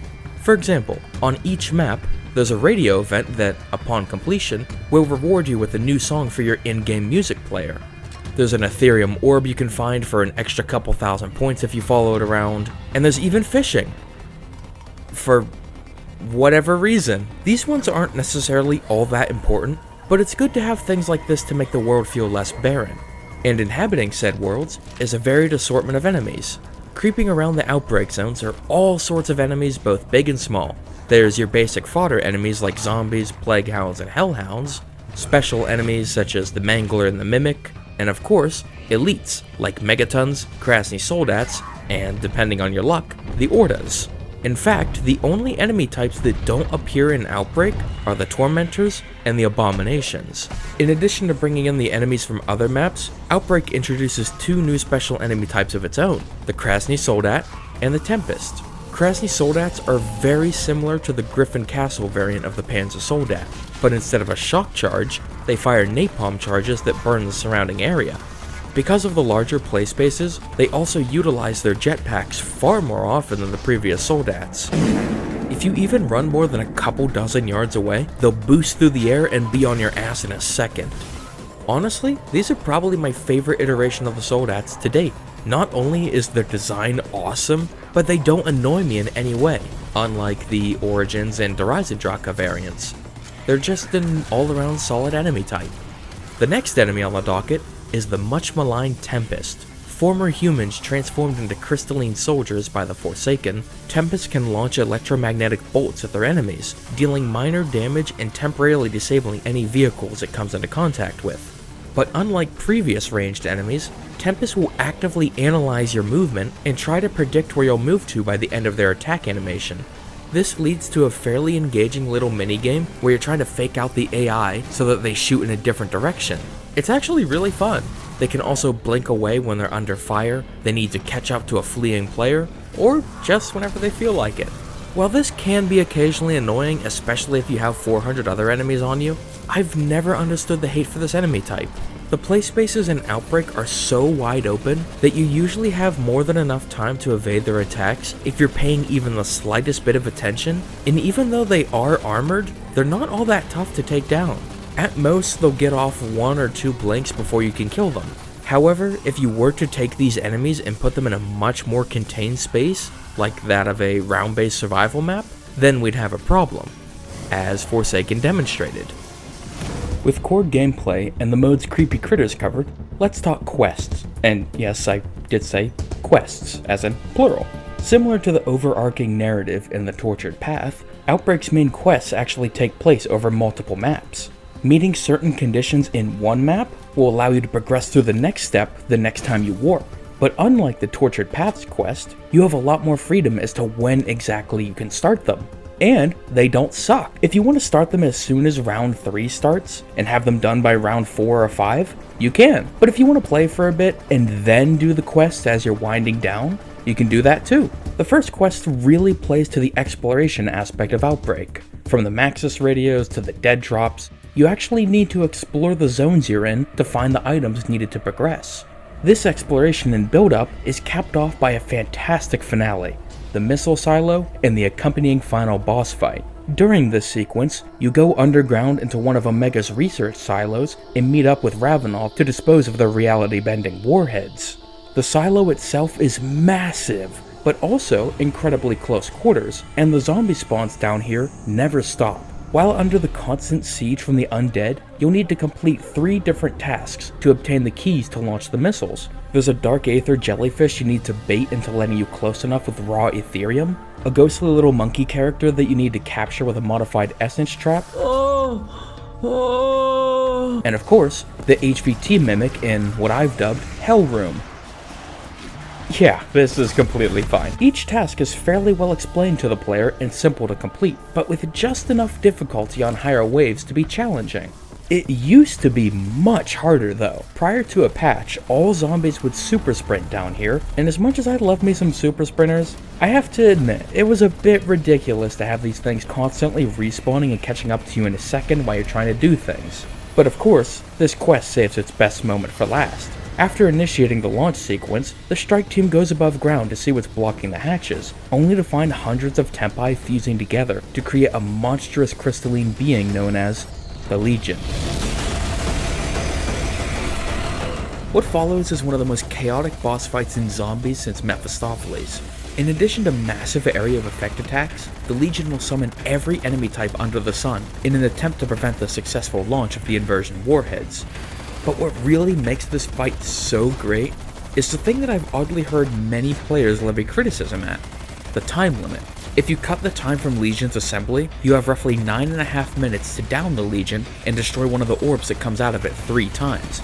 Each down needs roughly 172,800 damage to secure in solo, so it's not like he'll go down super easily, and the orbs are only exposed for a very short time, so you really have to be paying attention.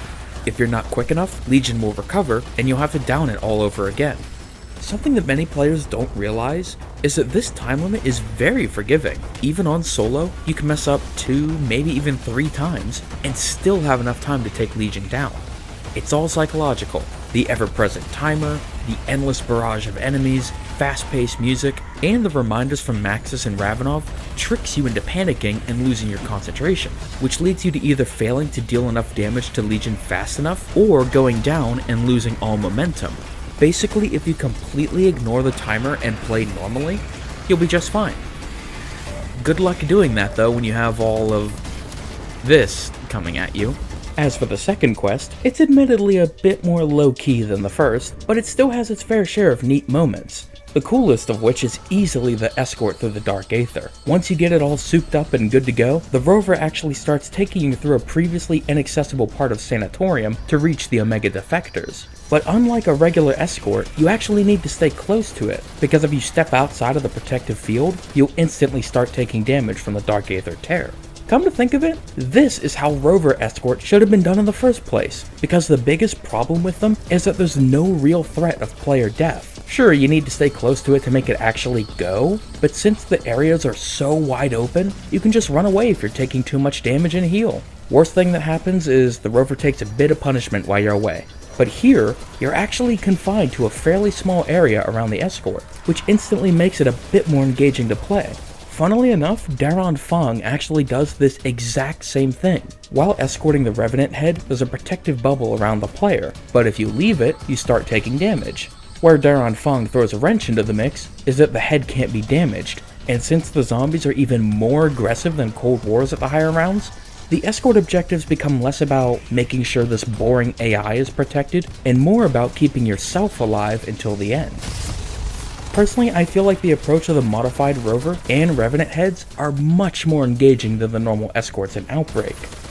But to be fair, that's not exactly hard to do. And last, but certainly not least, let's talk about the mode's world building. While actual narrative progression is unfortunately quite sparse, as I mentioned in my Malware der Toten review, like 13 months ago, the amount of world building is phenomenal. Not only do we get to learn more about the Dark Aether and what inhabits it through Zykov's transmissions, but there's a practical explanation for almost everything in the Outbreak zones. Each objective has a realistic reason to exist, the items around the zones have a reason to be there, etc. Ever wondered why the jump pads didn't have the landing pads like in Firebase Z? Probably not, but according to a piece of intel, the designs for the landing pads were destroyed during the siege on Outpost 25, so all Omega personnel throughout the regions were just told, bring a parachute. Or maybe you were curious as to why all the high-value targets look different compared to their normal incarnations. Well, obviously, to distinguish them from a gameplay stance, but apparently, the Dark Aether has its own military similar to ours,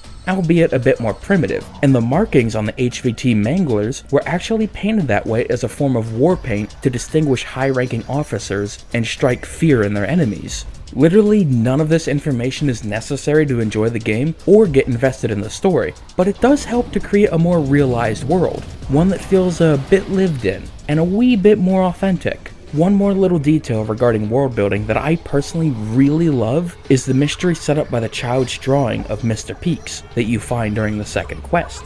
All it tells us is that this little bunny apparently kept some child safe from monsters at some point. And that's all we know, and I adore it. Even after Cold War's life cycle ended, we still don't know exactly what Mr. Peaks is, or where it comes from. There's a couple more mysteries like this, like, what exactly did this little message in Die Maschine mean? Or who's the woman in the graffiti we keep seeing? As much as I enjoyed his run on zombies, one of my biggest criticisms of the Blundell era is that it was way too focused on giving us answers we didn't need, which in turn kinda ruined that mysterious era that zombies used to have. Okay, this is for the zombie boomers in the audience, but remember asking back in the day, what's up with all these perks, chalk drawings, and boxes of weapons we've seen throughout the story? Sure, we all had our own theories as to what they were, and there was even some evidence that led us to believe it was Samantha that put them there in Origins. But then, Revelations just came out and said, nah, it was all Monty. For comparison, let's look at the Five Nights at Freddy's franchise for just a second. I swear there's a reason I'm using this example, just hear me out. And I've already used the David Lynch comparison in the Blood of the Dead review. Whatever you think about the games, love them or hate them or whatever, the biggest reason that franchise has endured for so long is because no matter how much people asked, Cawthon almost never directly gave answers to his mysteries. Oh, and furries. Oh no, the hot serial killer bunny lady is gonna get me. I guess you got me, teehee. At least in the original series, it's always been like this. It's up to the players to take the cryptic clues presented throughout and piece the mythology together themselves. But because of that, people always come back to these games to try and piece together this intentionally vague world. Now, let's get back to zombies. It used to have this mysterious put its world together yourself air to it as well. Its main narrative was clear enough to follow for those that maybe did the quest once with some friends and called it a day, but the specific intricacies of its world was way more open to player interpretation. Remember all the theorizing about what the film reels in Kino der Toten meant, or what Samantha meant when she said, something far more terrible than you lies here? People were into those mysteries. And how many people did you see just completely drop theory videos after the release of Revelations and the Zombies timeline? We were given all the answers, but because of that, a lot of people didn't really care to stick around anymore. They had their answers. Whether it was satisfying or not, it was time to move on to something else. Just like when David Lynch finally revealed who killed Laura Palmer. Remember that? Twin Peaks' viewer count dropped off a fucking cliff after that. What I'm trying to get at here with this really scattershot tangent is that people love to be told stories. But mystery is what really keeps them alive in our heart. What kept the conversation going back in the day was the unknown. So to have Cold War bring in a few elements like this, even if they're just background elements, is super appreciated, and I hope they lean even further into intentionally mysterious world building in future titles. Just don't do ciphers again, for the love of Christ. And before we get on to the bad, let's list off the little things that are positive additions, but I couldn't really find a segment for. I don't know if this counts as a little thing per se, but there's another variant of Outbreak to play called Outbreak Survival. It's basically just a hardcore mode. Limited HUD, no minimap, no regenerating health, you know the drill. To replenish your health, you need to pick up food dropped by zombies or from loot chests. You also can't equip any blueprints, so you're stuck with whatever you find. The only way to re-roll attachments is to manually do it at an Ivan Armory station. It's not bad if you're looking for a little bit of extra challenge, but honestly, it wasn't really my cup of tea. A cool feature about the Black Chest event is that the Lost Souls protection will actually carry over regions. So let's say you save him in Wave 3 and then don't suffer a normally fatal blow until Wave 5. The game will remember that you saved a Lost Soul, so he'll still come to your aid and kill everything around you. During the transport objective, the game constantly spawns zombies in the path of the truck. They knew that the first thing people would want to do with this massive truck is plow everything in sight. Just like your mom. Rarely, you can find a zombie with a wicked sick mohawk roaming around called Ronald Raygun. When he's killed, he's guaranteed to drop a free ray gun for anyone to pick up. The animal cage and enclosure spawns in Zoo are almost made up entirely of hound-type enemies. That's a really cute little touch. Grapple guns. It's no grapple shot, but any game with a grapple gun is objectively better than those without them. Sorry, I don't make the rules. Along the edges of the map, there's portals that will teleport you to the top of the map so that you can open your parachute to get around quicker. A lot of the regions are still way too big, but this does help a bit. Despite the myriad of positives, once you get over the honeymoon phase of, whoa, open world zombies, and start to really dissect Outbreak, there are, unfortunately, a few key issues that hold it back from true greatness. Easily the biggest problem with Outbreak is its maps, and there's two main issues with them. Most important is that many of them play very similarly. They're all super wide open, massive maps with a main structure or two. Which, yes, I know is the entire point, but it leads to very samey feeling engagements. The maps that the mode launched with, Alpine, Ruka, and Golova, were particularly bad in this regard. There's almost no difference when playing on Ruka and Golova. Golova just has less trees to bump into, and a few more copy-pasted buildings. Alpine is pretty samey too, but at least you can parachute down the mountain, which is pretty sweet, and the hotel at the bottom of the slope is a nice change of pace. And that's kind of the problem. Each zone has one area that's unique to it that plays differently, but everything surrounding it is boring, largely empty fields. Armada is an exception to this though. That zone is primarily close quarters, and due to its design, certain objectives aren't in rotation. This leads to a completely unique experience among the Outbreak map pool.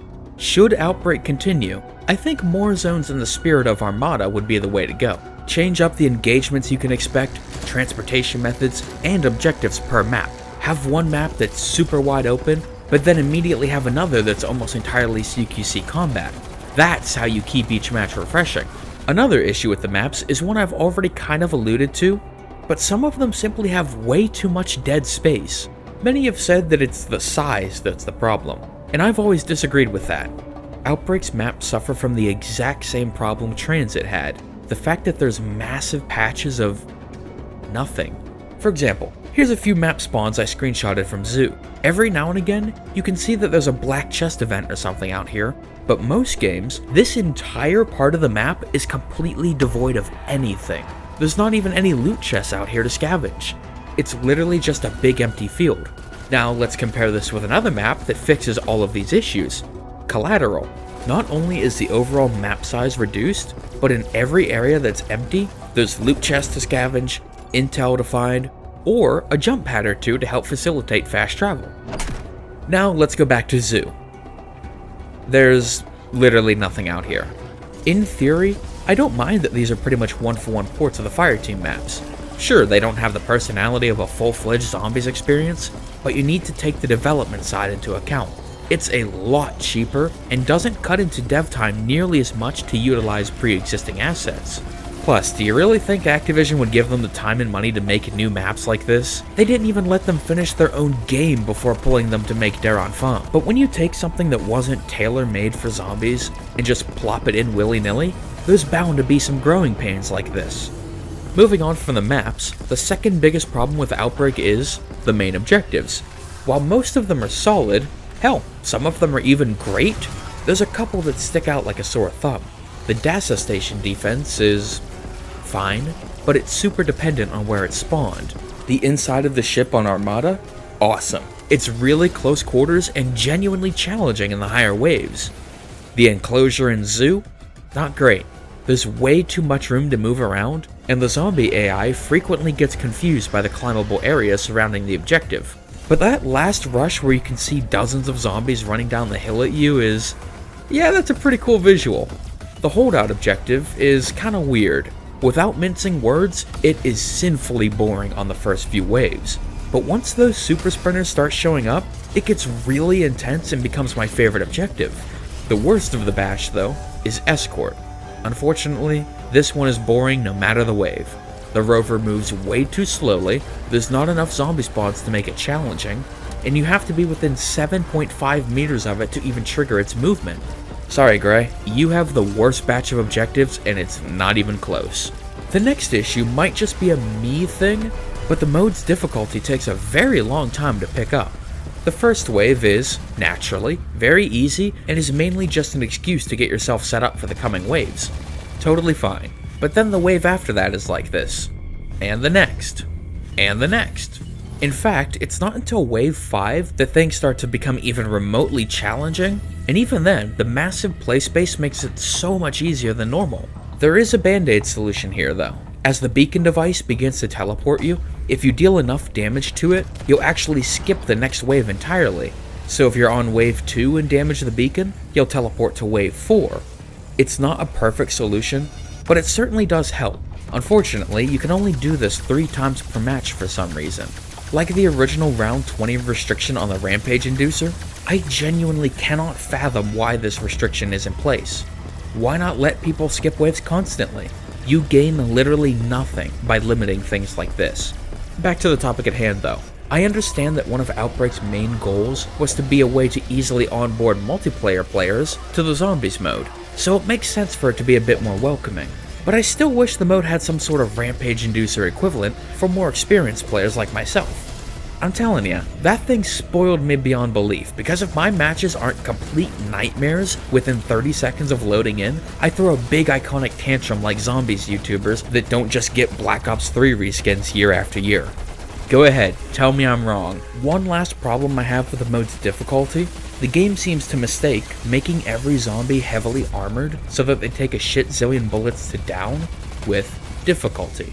Usually this doesn't matter because by this point you have some super powerful wonder weapon, a high damage shotgun, or an LMG that can punch right through armor plating. But if you dare to use a rifle, SMG, or pistol, then you're gonna be a bit frustrated.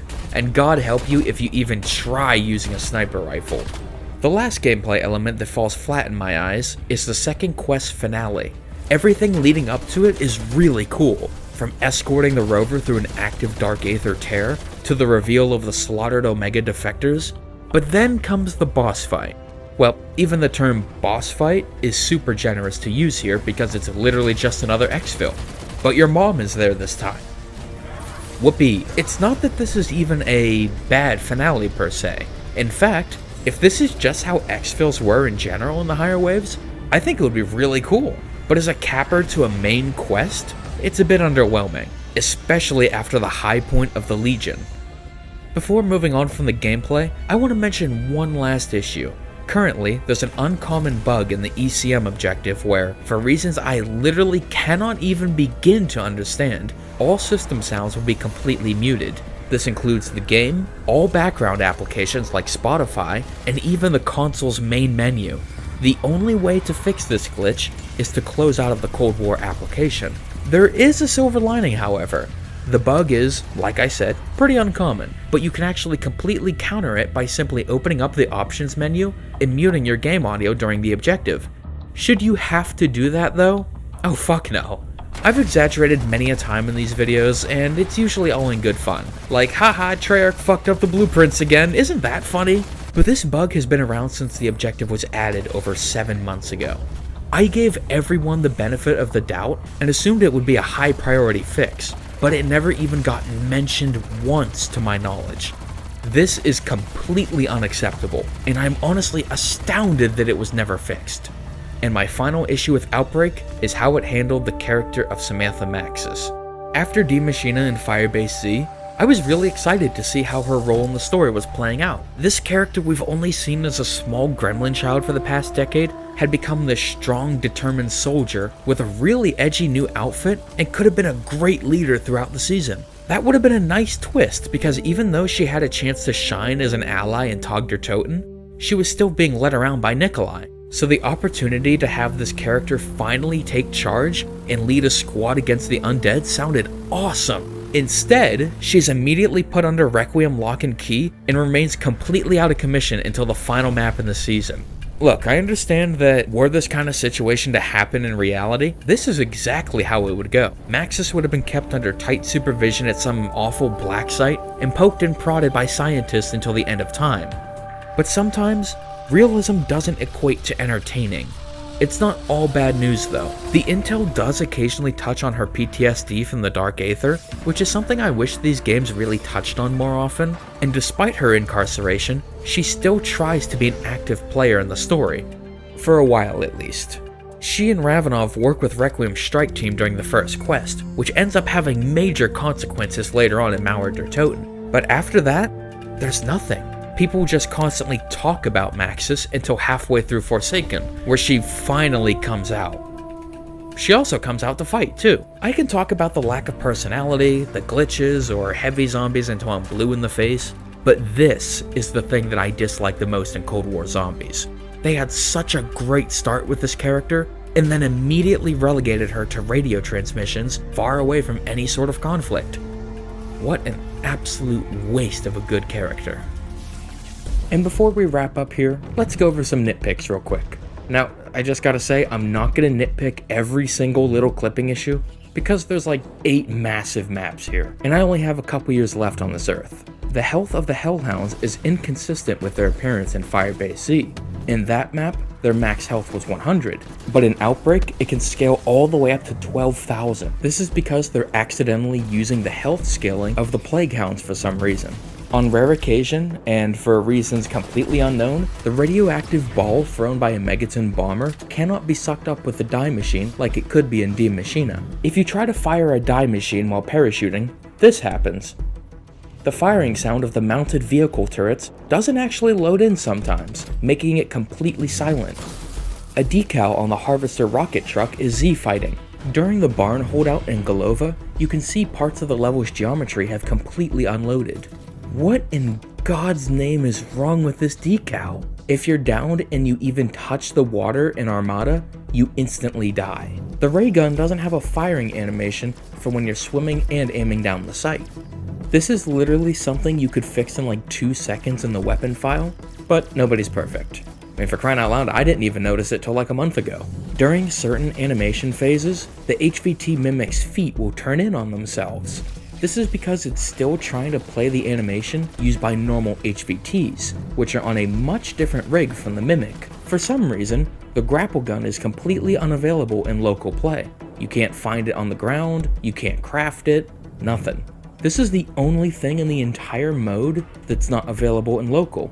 The idle animation of the Tempai strapped to Pex inversion warheads looks really stiff. Why did they feel the need to shrink down Orda for Outbreak? A lot of the areas it spawns in are actually big enough to house the 100-foot tall behemoth from Firebase Z. Okay, map. Here we go.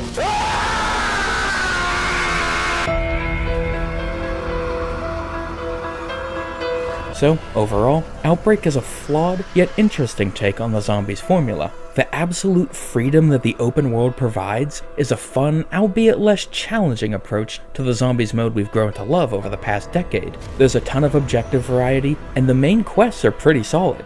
I never really thought that an open world approach would work in zombies, but here I am being proven wrong yet again. The biggest problem I have with the mode, and I think a lot of others do too, is that some of the maps have way too much dead space, and many of them play pretty much the same. Despite this, there's more than enough here that's done well to keep the mode afloat. But the bigger question is this the way forward for zombies? Absolutely not. On its own at least. I think the way Cold War did it was perfect. In theory at least. Have Outbreak be a companion piece to zombies that can get more easily updated while round-based maps are being developed. Where Cold War went wrong was that suspiciously long period of downtime between Firebase Z and Mauer der Toten that in retrospect probably had something to do with Treyarch suddenly being pulled to work on Daron Font. You need to have some classic round-based survival experiences alongside things like Outbreak. Zombies got popular for a reason. That classic gameplay loop stuck with people. kept them coming back for years to come. And as much as I enjoy it, even I have to admit that in its current state, Outbreak just does not have that same sticking power. Or as M. Night would put it, that stickiness. Could it get that way in the future, were Treyarch to take some of the criticisms of Cold War to heart? Yes, I think it could, and I genuinely hope that it gets there someday. Well, that's all for today. If you enjoyed and you would like to see more, I recently reviewed Alpha Omega, and I've covered the rest of Cold War Zombie Season as well. Links to those will be in the description if you're interested. And with Outbreak finally completed, that's a wrap on Cold War for good. Unless Zombies Chronicles 2 comes out. I know there's like a 1 in a gazillion chance, but technically that's not a no, so... Anyway, you might be asking why it took so long to get around to this one. Well, a few reasons. One, I wanted to wait until the mode was finalized, meaning that it got all of its extra objectives, balancing patches, all that stuff. 2, Alpha Omega. This review probably would have been out around Christmas, but I lost a bet and had to review Alpha Omega first. If you need some context, check out the ending of said review. But regardless, we're here now, and I'm both really happy with how these reviews came out, and super glad to have them out of the way. Look, I love Cold War. I think it's probably my favorite zombies game to date in terms of pure gameplay, but I think I might have logged in just a few too many hours into it. Familiarity breeds contempt and all that. Anyway, thank you all for watching, and I hope you have a wonderful day. Take care.